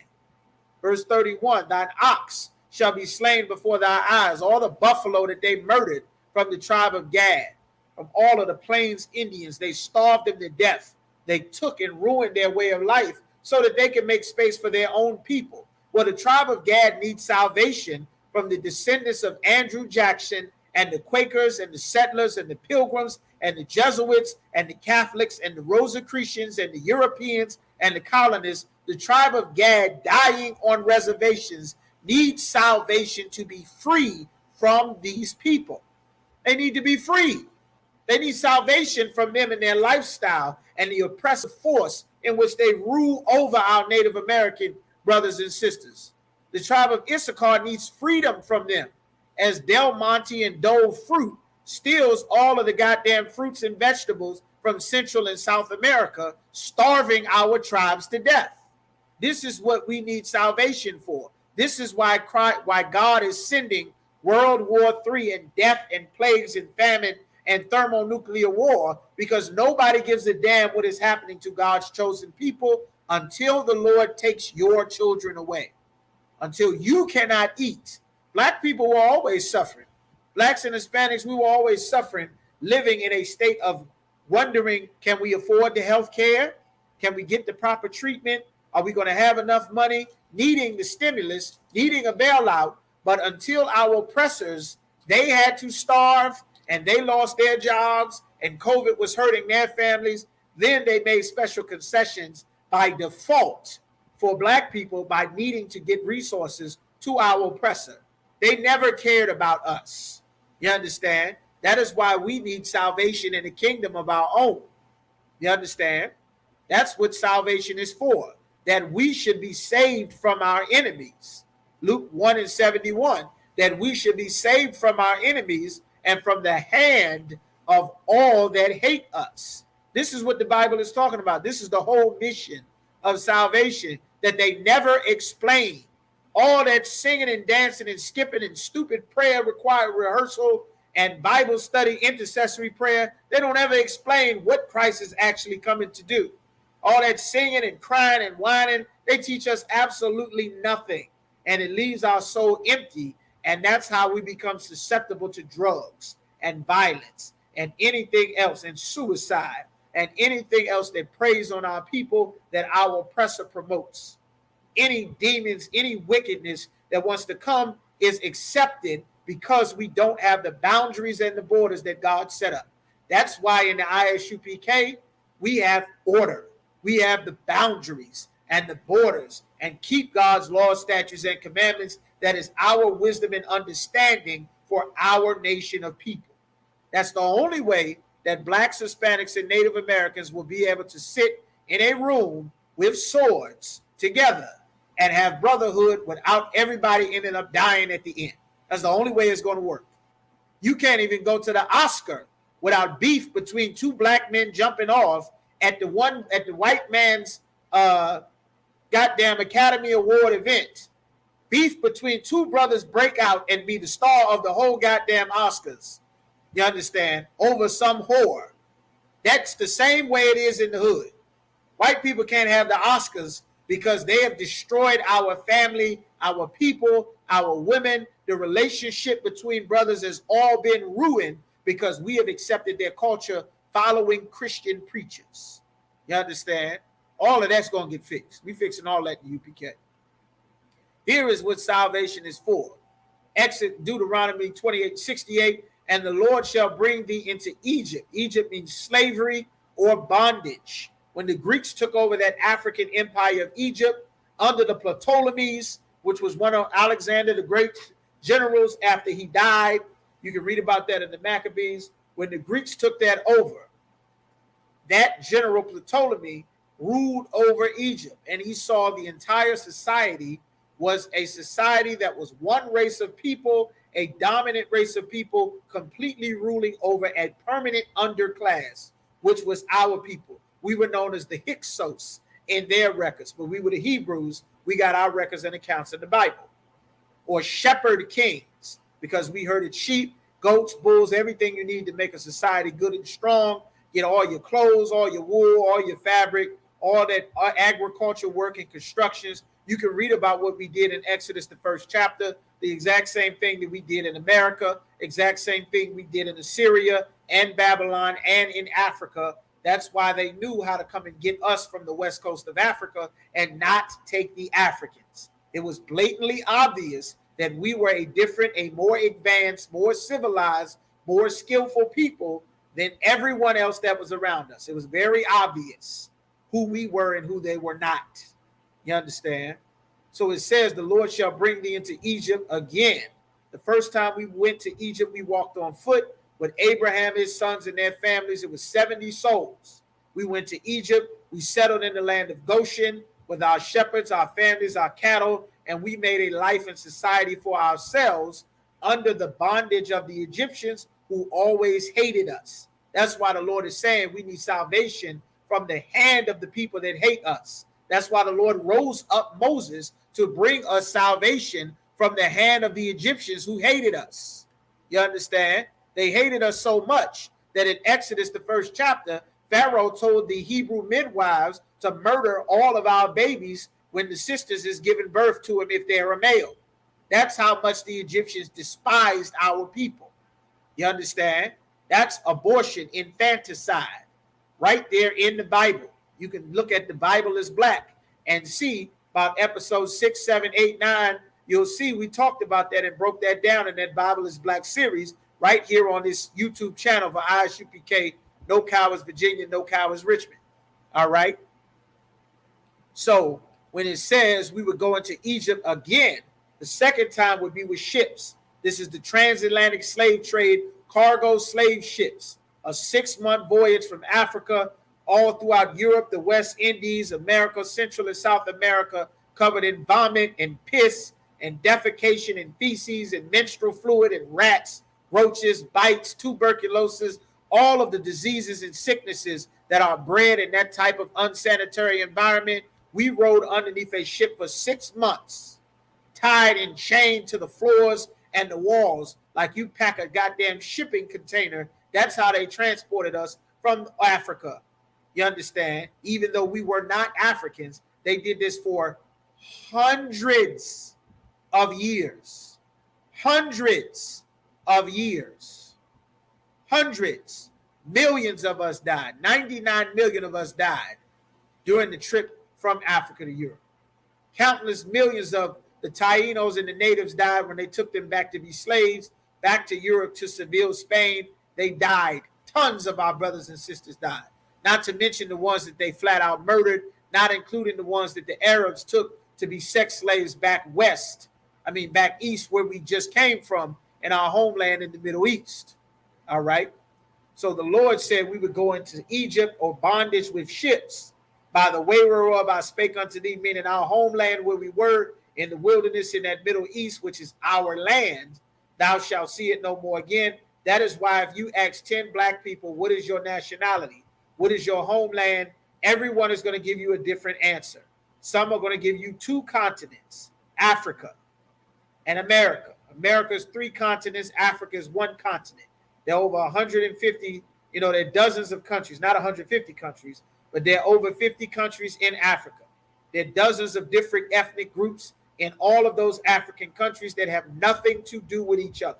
Over 150 different denominations of so-called Africans, each with their own unique and individual history, records, and language, that just because they live on that landmass does not mean that they are the same people. All of them are different. North, South, Central America, that's not an identity. America is the name of an Italian map maker, Isupk Vespucci.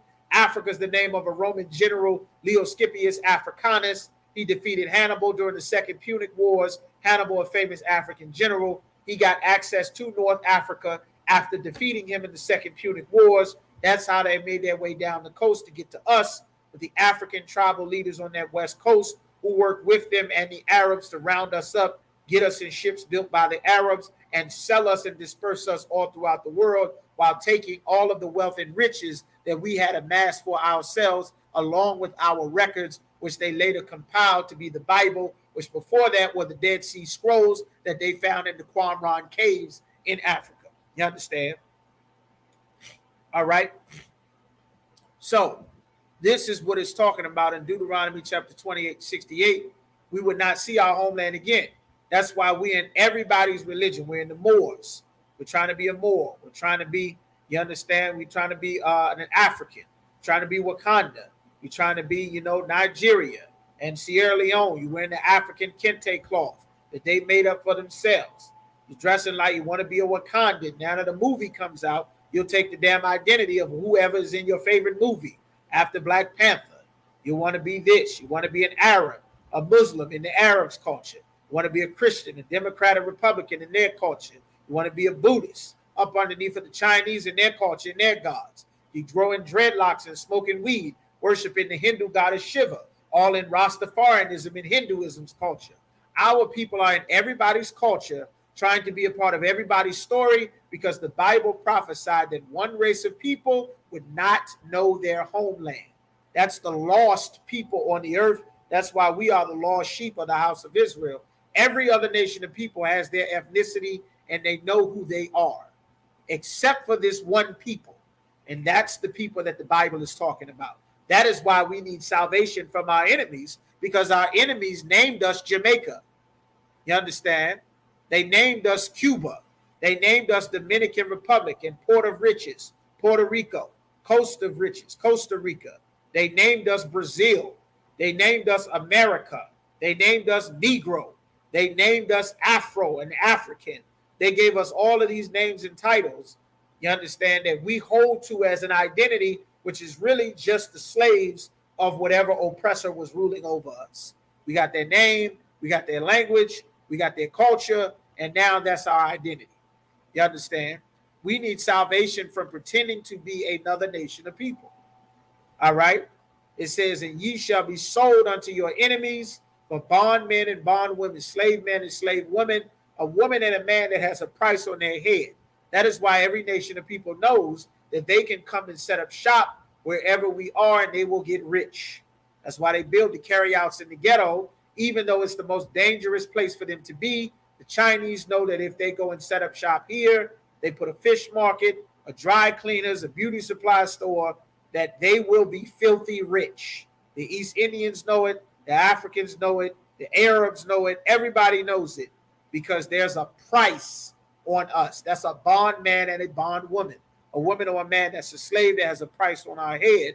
And no man shall buy us, old Quaker English meaning no man shall free thee. So now back to Luke chapter 1 and verse 71, it said that salvation is that we should be saved from our enemies and from the hand of all that hate us. That's what salvation is actually for. To perform the mercy promised to our fathers and to remember his holy covenant. Salvation was always to fulfill the covenant that was made with our fathers. It never had anything to do with joining another nation of people, all races coming together. The oath which he swore to our father Abraham, that he would grant unto us that we, being delivered out of the hand of our enemies, might serve him without fear, in holiness and righteousness before him all the days of our life. That's what the scripture is talking about. All right? That we can serve the Lord, because the heathen stopped us from serving the Lord by killing us. That's why they don't teach about the Old Testament. King David had war. He had constant war with the Philistines, with all of the neighboring African tribes that surround the borders of the nation of Israel, with the Ammonites, the Chinese that surround the borders of the nation of Israel, with the Edomites, with Amalek, with the Philistines, with the Egyptians, with the Assyrians, with the Arabs. We had constant war around our borders, because everyone would try to steal, kidnap us, sell us, steal our goods, get us to turn against our God, so that the Lord would be against us, because their society was nothing. They didn't bathe themselves every day until we were in captivity to wash and teach them. They didn't know how to eat. They didn't know to cook their food. The oppressor still don't cook his damn food today. He eating steak that's pink on the inside, eating food with blood still in it, eating shrimp and crab and lobster, ripping the goddamn filters out of the ocean turning the damn coral reef into charcoal so he can put it in a fish tank in his goddamn aquarium and destroy the goddamn water supply all throughout the country so that he can make an aquarium, so that he can take the sharks out of the water and put them in the aquarium, so that he can take the lion and put it in the zoo.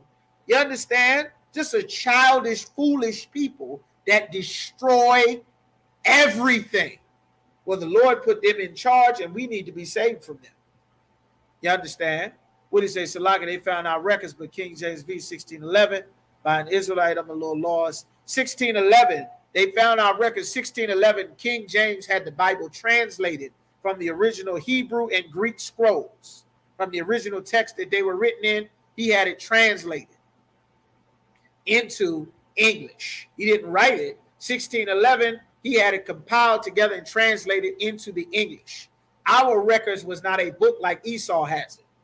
Esau has it down as a book, so he could take it and mass produce it. King James had it translated. We had records that were in Greek.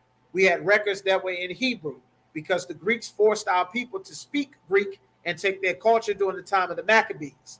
That's why we're reading after the time of the Maccabees in Luke, the 1st chapter, that we want to be saved to serve our Lord, because the Greeks refused to allow us to serve the Most High.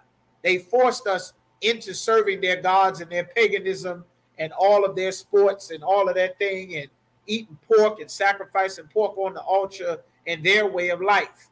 That is why Christ set up an army to raise up brothers and sisters of warriors to be in this truth, so that we can serve the Lord without fear. It takes men of war to secure a nation.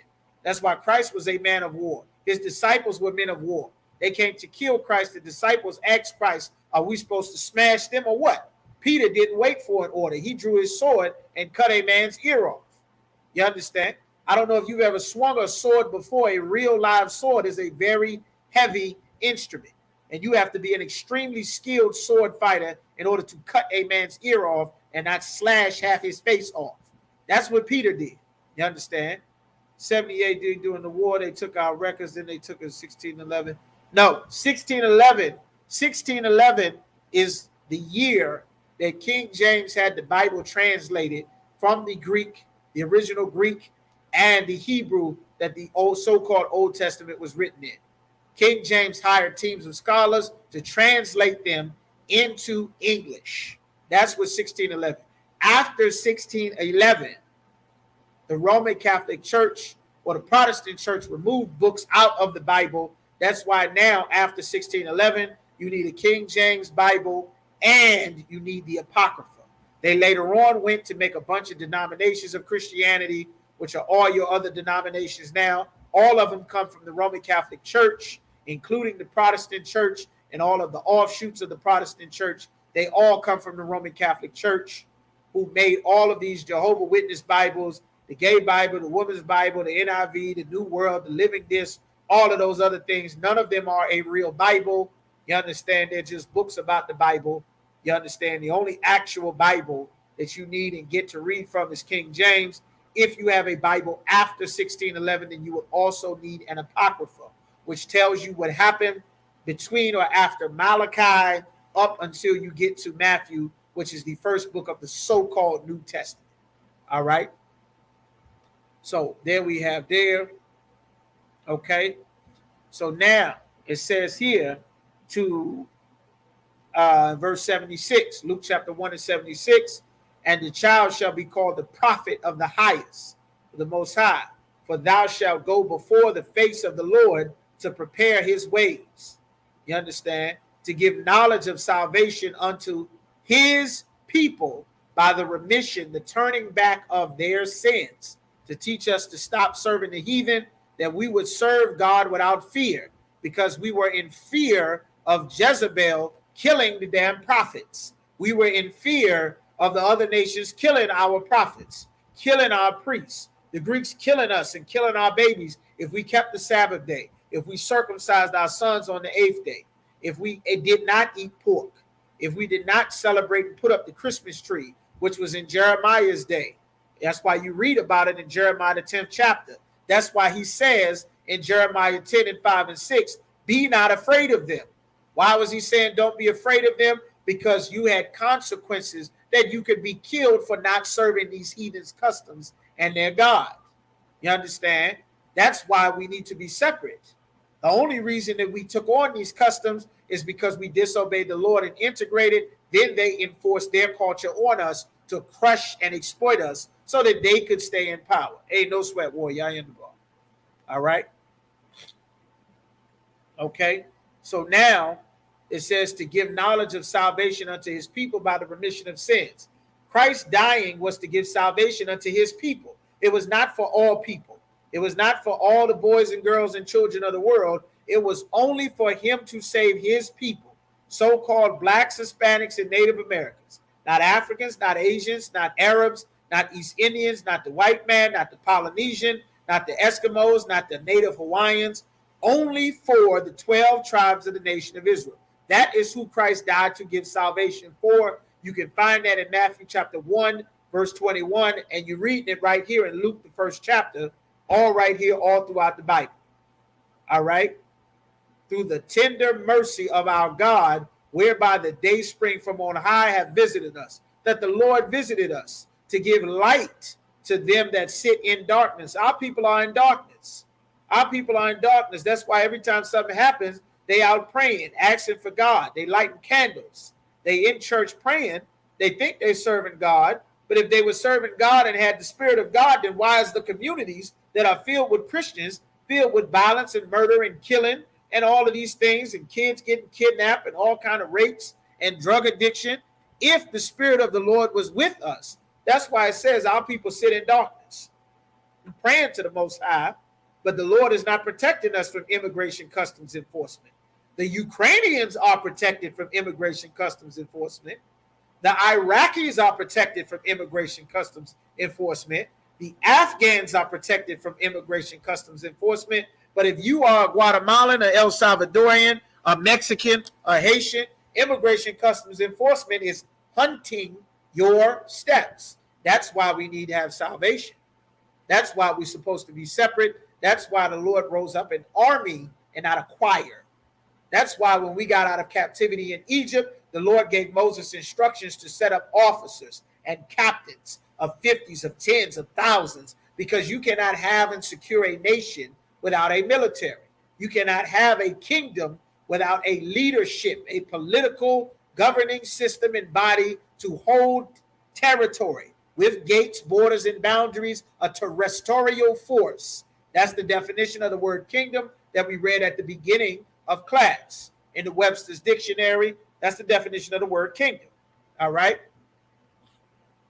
To give light to them that sit in darkness and in the shadow of death. Death is covering our people. The shadow of death is covering the ghetto. The shadow of death is covering the black Hispanic. It's covering the barrio. It's covering the reservation. It's covering us. Everywhere we go, the shadow of death is covering us. Cancer, covering over our people. AIDS, covering over our people. COVID. Soon as COVID come out, COVID gets from China, finds its way to the ghetto and the reservation and kills as many of us as it can, more than everybody else on the planet, because the shadow of death is covering us.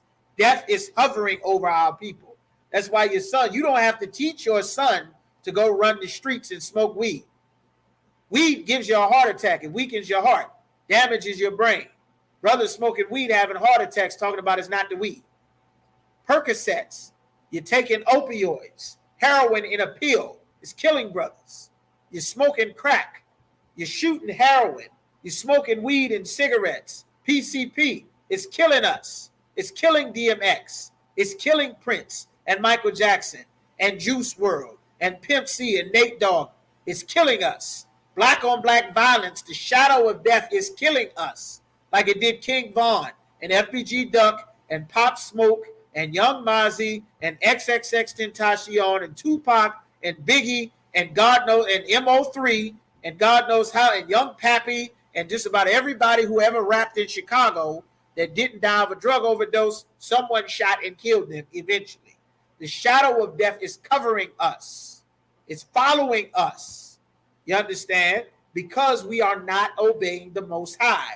That is why Christ died, to give us remission of sins, so that we can get out of that darkness to learn that if you have sex with another brother's woman, the Lord will have your community be filled with death. If you are with a whore and you serve that whore like Will Smith serves that whore of a wife, Jada Pinkett Smith, she's going to make two black men beef with each other. She's going to make you kill and embarrass and hurt your brother over a whore who will have sex with other men and embarrass you. Because the Christian church said, woman, thou art loose. And America has put her on a pedestal above the black man because of your education and your money and that tail that you believe everybody wants to have sex with. You understand that the Lord said not to do from the very beginning of the Bible. It said, don't be weak underneath of your woman. That's the story of Adam, Eve in the garden. First lesson in the Bible, very first story. The Lord said, don't do it. First story. You understand? The Lord said, don't do it. Very first story in the Bible. All right? That is our people sitting in darkness because the church doesn't teach us. It doesn't teach you that a man can have more than one woman.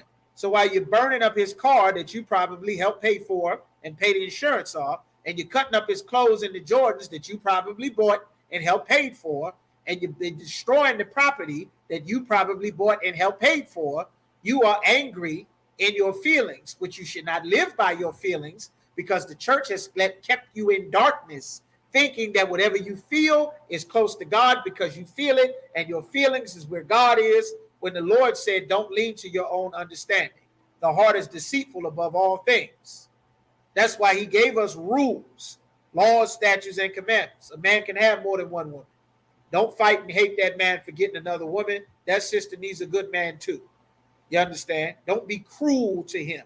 Have a family. Don't destroy your family for a moment of lust to wipe your family out so that you can go and be a whore. You understand? Don't do that.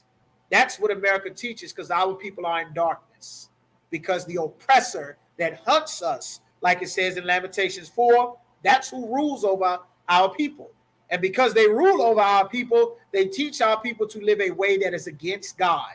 That's why Ephesians chapter 2 says that this is the prince of the power of the air. He controls the airwaves to make you believe that it is acceptable to live this lifestyle. The radio, the TV. In that new Buzz Lightyear movie, they got Buzz Lightyear being a damn sodomite. All these years of watching Toy Story 1, 2, and 3, Woody meets Jesse. Well, now they put a black astronaut in the goddamn new Buzz Lightyear movie. But the black astronaut is a sodomite, and he's in love with Buzz Lightyear. Like, they promote this because our oppressor is the power that controls the airwaves, the TV waves, the radio waves, the sound waves. That's why you have to be taught how to obey the Most High so that something greater inside of you can supersede what the air is telling you to accept. You understand? The air says it's 420. It's time to get high. But getting high is going to give black men heart attacks. You understand? Hey, shalom, boy, shoot your brakatah. Getting high is going to cause you to go down and have sex with some whore and get put on child support or catch some STD because she's having sex with everybody because she's addicted to weed. You understand? And then we have families that nobody wanted. We have kids nobody wants to take care of or knows how to take care of. Then our oppressor has a solution to plan your parenthood, which is just to go in there, put up some money, have him murder the baby, and it not be a crime. Because they are hunting us. They set out bait because they know that we are destroyed, because we sit in darkness, because the preachers and our religious leaders have taught us nothing about anything. And that's what this knowledge of salvation is for. That's why the Isupk, we are not a church. We are a school, the Israelite school of universal and practical knowledge to teach and break down and explain to you what's actually in the scriptures, which is exactly what the prophets were doing in Nehemiah, the 8th chapter. That's exactly what Ezra was doing. This is exactly what Moses was doing, reading the book of the law before the people and gave them understanding. That is the purpose for the prophets. That is what we've always done. That's why it's so evil and criminal for preachers to tell you that God's laws are done away with. That's our whole guideline to how to live our life. You see what I'm saying? This is what Christ is. This is what it's talking about in Luke, that first chapter. All of this is tied to salvation. to give light to them that sit in darkness and in the shadow of death, to guide our feet into the way of peace. What is the way of peace? Don't have sex with another man's woman. That's the way of peace. Don't do that. Don't have sex with a man that's not your husband. That's the way of peace. If you are a sister. Don't be a homosexual. You won't have to deal with AIDS. That's the way of peace. You won't have to deal with this and this if you do this. Don't eat pork, crab, shrimp, and lobster. The Lord will be on your side. We will have peace. You want to have your intestines and your guts and your kidneys shut down. Don't smoke. You won't have to deal with all of the cancers, a lot of the cancers and asthma. Your children won't have to inherit horrible breathing because you can't stop all the goddamn smoke. That secondhand smoke that's in your hair, it's in your tongue, it's in your lips, it's in your skin, it's in your beard, it's in your wig, it's in your shirt, in your clothes, on the bed, and you hold and touch the kids and you destroy their goddamn lungs. You destroy their ability to breathe. You damage their brain from all your secondhand drug addiction.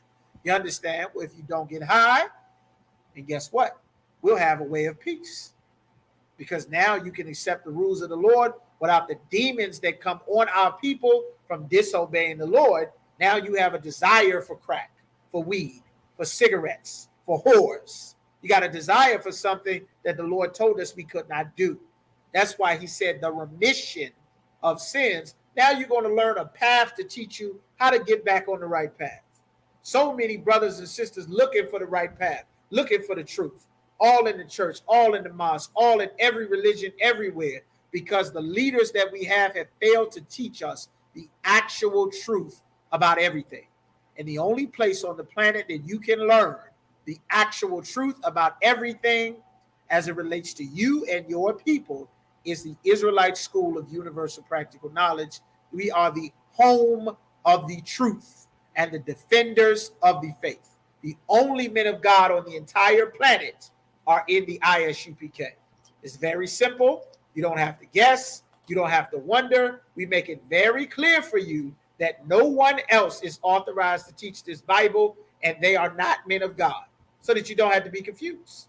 And then we spent since the 1960s, we've been proving it at every opportunity that we've taken. All right. This is how you get the kingdom of heaven. This is how it is built. I'm going to just give you a couple more scriptures.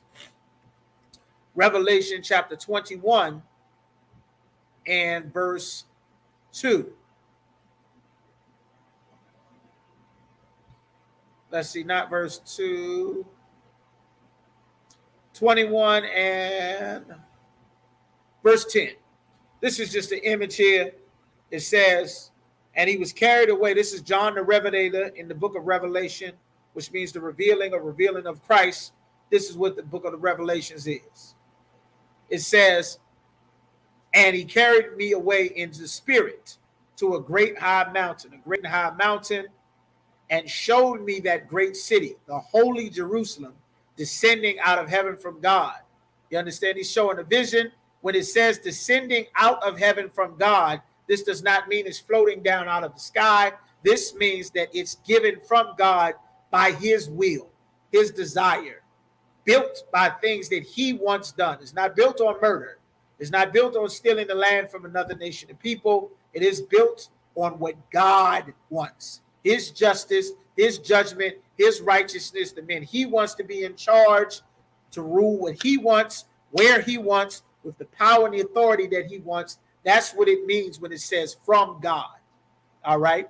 How do we know that? Because the Bible says the kingdom of heaven cometh not with observation. And this is a vision that the angel is showing John the Revelator in Revelations, the 21st chapter. He's seeing the holy Jerusalem. You understand? Now, having the glory of God, the glory of power and authority. You understand? And her light was like unto a stone most precious, like even a jasper stone, clear as crystal, beautiful, shining light, clear as crystal, not like the ghetto and hoods and Kensington projects, no grass growing, no trees, no birds, old beat up pigeons smoking, you understand, eating Newports off the ground, squirrels all scraggly, no grass, no flowers growing, gates everywhere, barbed wires all in the projects, tow trucks, the streets all messed up, oil stains, spills everywhere, people asking for change, bunch of poor brothers outside the liquor store, people strung out, nodding off, getting high, talking to themselves, angry in traffic, sisters struggling with the kids by themselves, brothers jammed up on their way back and forth to jail. That's what's in our cities now. Gang writing, graffiti, violence, shooting, murders, poverty, and sadness. Well, our city, the new Jerusalem, our city is going to be beautiful and bright, shining like crystal. You understand? So beautiful, so bright. You understand? And had a wall great and high, a huge wall over our city so that everyone cannot come and go as they please. And had 12 gates. 12 gates. Why do you have a gate around your house? To keep what's in it safe and protected and keep it from going out. You understand? And written 12 gates, and at the 12 gates, and at the gates, 12 angels. There's an angel at each one of our gates. Right now, there's an angel that is stopping us from getting our land back. It's stopping us from getting heaven. It's stopping the soil from being the quality that it was before we got kicked out of heaven, back when we didn't have to work and till the ground, which was a punishment he gave to Adam for being weak underneath of his woman, listening to Eve and worshiping her instead of obeying the Most High. You understand? That's a gate. High. Angel. There's an angel keeping us with a flaming sword to keep the way from our land. That flaming sword is that warfare and that conflict that has always been in the Middle East. Always war, always conflict. All of our neighbors, we always have to be at war with them. Well, that is going to stop because there's going to be an angel and there's going to be 12 gates. Nobody's going to be able to come and go freely in our kingdom anymore, like they do and set up shops and businesses all in the hood and drive the black businesses out by undercutting the prices. You understand? That's going to stop in our kingdom. And names written thereon, which are the names of the 12 tribes of the children of Israel. There's going to be a gate. Each one of our tribes is going to have their own section in the kingdom, and we're going to have a gate and an angel and the name of our gates. You understand? It's going to be on there. The name for all 12 of the tribes. And on the east, 3 gates. On the north, 3 gates. On the south, 3 gates. On the west, 3 gates. Every direction, there'll be 3 gates. All right? And the wall of the city had 12 foundations. And in them, the names of the 12 apostles of the Lamb. You understand? The 12 apostles of Christ, the 12 disciples. And he that talked with me had a golden reed to measure the city and the gates thereof and the wall thereof. This is a vision that he's being shown. All kind of beautiful, precious stones, and it's just beautiful. This is what the kingdom of heaven is going to be like. This is what our gates are going to look like. We're going to go over the time a little bit. I'm going to just read some more. The foundations of the wall of the city were garnished with all manner of precious stones. The first foundation was jasper, the second sapphire, the third chalcedony, the fourth emerald, the fifth sardonyx, the sixth sardius, and the seventh crystallite, the eighth beryl, the ninth topaz, the 10th chrysoprase, chrysoprase, Salakia, the 11th jacinth, the 12th amethyst. The 12 gates were 12 pearls. Every gate was of 1 pearl, and the street of the city was pure gold, as it were transparent glass. Y'all see the brothers down at the Passover with them grills? That gold teeth in their mouth is going to be pure, solid gold on every one of our streets. We're going to have no blacktop and asphalt lining our streets. It's going to be pure gold. Like they say, you get that yellow brick road, the yellow brick road, that come from the Bible. Our streets, the yellow brick road, except our yellow is going to be pure gold. You understand? And where do we get that gold? Every heathen on the planet is going to bring every ounce of gold that they have until all of the streets of the kingdom of heaven are lined with gold. And whoever does not give that gold up, you understand, the Lord is going to send an army through and take that gold. They're going to give up that gold. You understand? The Lord have spoken it. All right? The beautiful pearls transparent glass. And I saw no temple therein. We didn't have any temples anymore. For the Most High Power Almighty and the Lamb are the temple. No more physical building, no more temples. The Most High and Christ are our temple. The city had no need of sun, neither of moon, to shine in it. For the glory of the Most High did lighten it, and the Lamb is the light thereof. That does not mean that there will be no sun or moon. That does not mean that there will be no night or day. What it is saying is that it will be so bright and shiny and glorious, it will not require the moon or the sun for light. Why is he saying that? Because we live in the Middle East. You're late, brother. You're very late. Class would have ended normally. Contact me after class, brother. All right. Tubical Doc, make sure you contact me after class. All right. So it's saying in that Slack, lost my place, said the kingdom is going to be so bright, so shiny with so much light, it's not going to require light because it's going to be lit up. Everyone is going to know where it is. Us being in our land in the Middle East, you need light. It gets very dark at night. During the daytime, you got the sun, but we're going to have light whether it's night or day. You understand? All right. And the nations of them which are saved shall walk in the light of it. And the kings of the earth do bring their glory and honor to it. All the kings, they're going to bring their glory to the kingdom of heaven. That's why it says that the gates shall stay open night and day. All right. The gates will be open night and day, night and day. All right. Brother, if you got the order that I gave you, respond to the order, brother. All right. It says the gates shall be open night and day. All right. They're going to be bringing their wealth to our kingdom night and day. That's what it's talking about. Their glory and their honor. The gates of it shall not be shut at all by day, for there shall be no night there. The sun is not going to set on our empire. It's not going to be night over there. It's not going to be night there. You understand? It's not going to be night.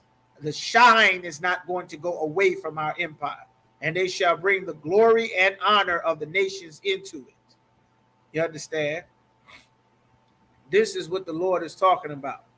This is our kingdom, bright, beautiful, glorious, wonderful, shining, all of the wealth of the heathen, everything in its proper order, our king in rulership, the Most High with us and our people, all of the evil and the wicked and the sinners, they will no longer have any power and authority.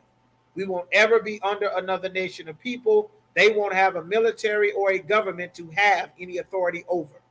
All of their kings, their noble families and rulers are going to serve us or perish. So saith the Lord. This is how we'll have our wealth. No more ghetto. All we have to do is get off of drugs. Is come and learn to follow orders, serve the Most High, prepare our spirits. You understand? Get in here. If you a brother, you want to be in this body, in this work, you get into school. Contact the Isupk, whatever city or state that you're in, and tell them that you want to become a trooper.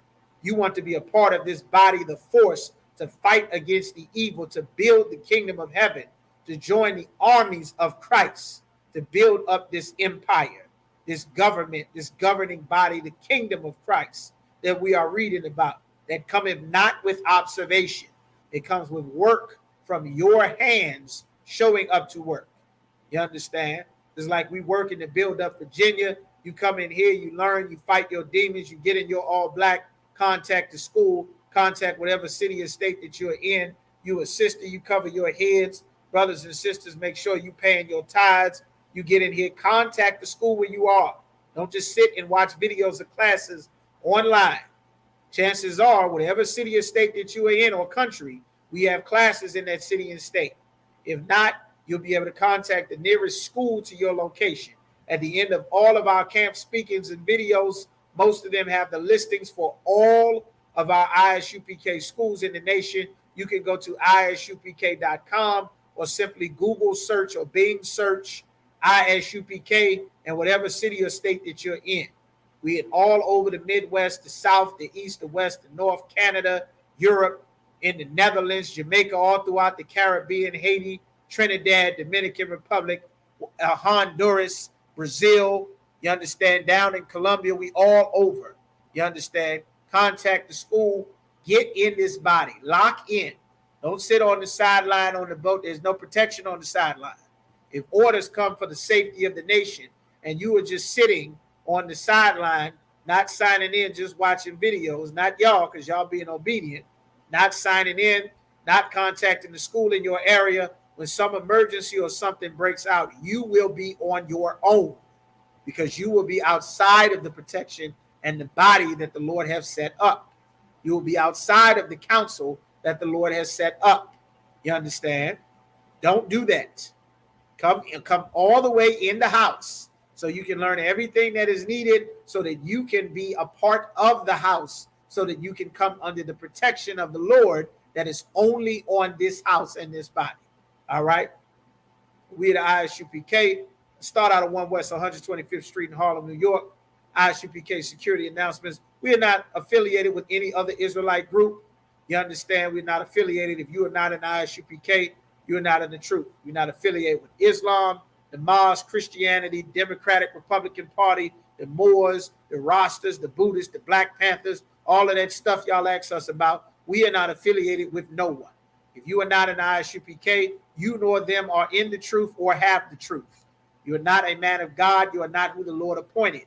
If you want to be who the Lord appointed and you think you are a man of God, then you come and show and register so you can be put to the test to see how you measure up against the real men that the Lord set up. All right. Rule for a new brother and sister. When a brother and sister comes into the truth, comes into the school, they're off limits for 6 months. They're to be saluted only. They're here to learn and share themselves of the world.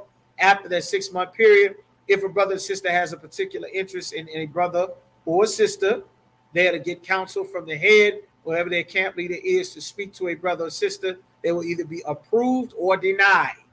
It's very important. You understand? There is no approval or denial process in the world, which is why our families and communities are destroyed. You understand?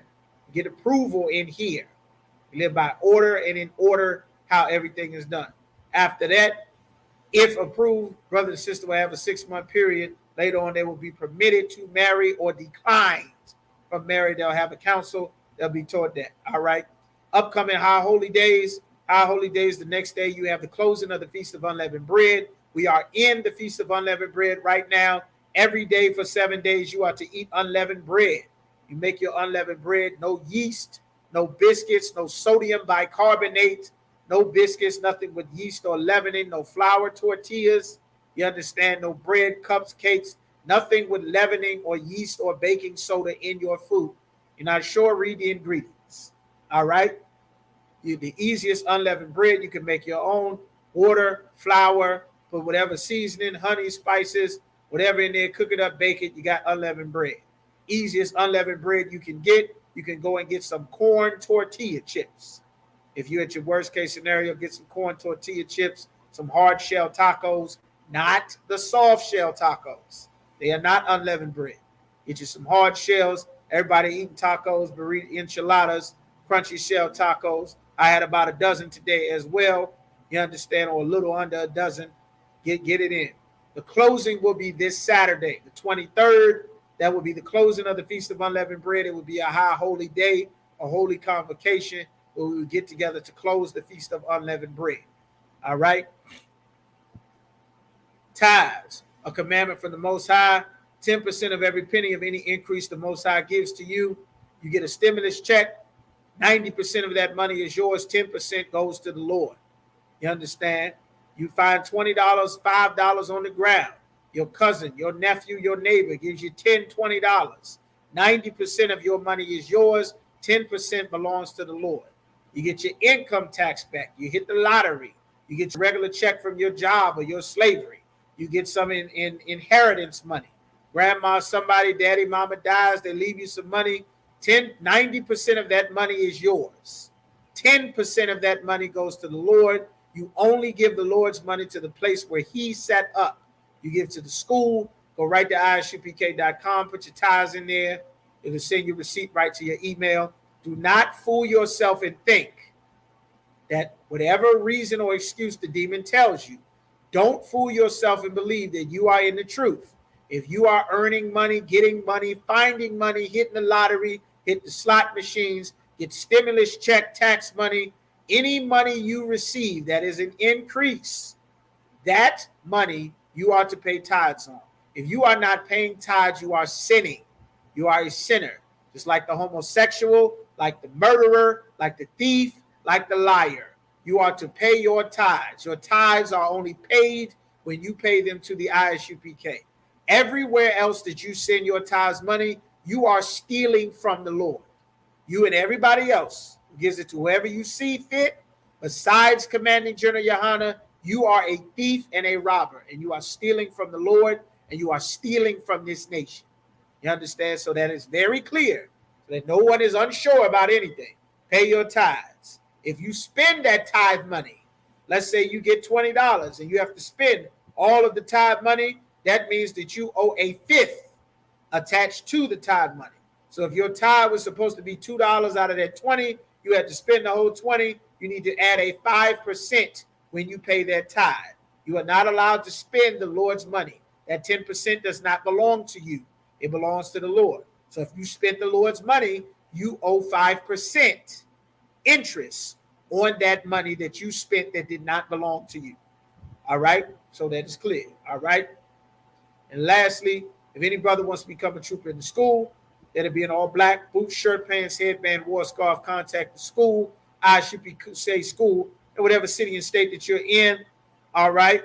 Sisters as well, you contact the school. You cannot be a trooper. You can join the school, do your 90 plus days, get your Hebrew name, earn it. Come in here and earn it. Fight your demons and earn it. After you fight your demons, continue to fight your demons. Don't come into the truth just to be pulled away by Satan, by whatever the demon tells you is a good reason or excuse to stop serving the Lord, stop coming to class, stop checking in, so you can go back out into the world to sit and wallow in your sorrows or your pity.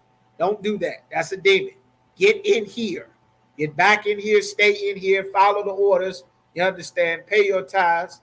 And with that, one courtesy salute to the brothers. Yahweh Shem Yahweh Shah Barakathum. To the sisters, Yahweh Shamar Alathan. Shim Yahweh Shah. Shalom.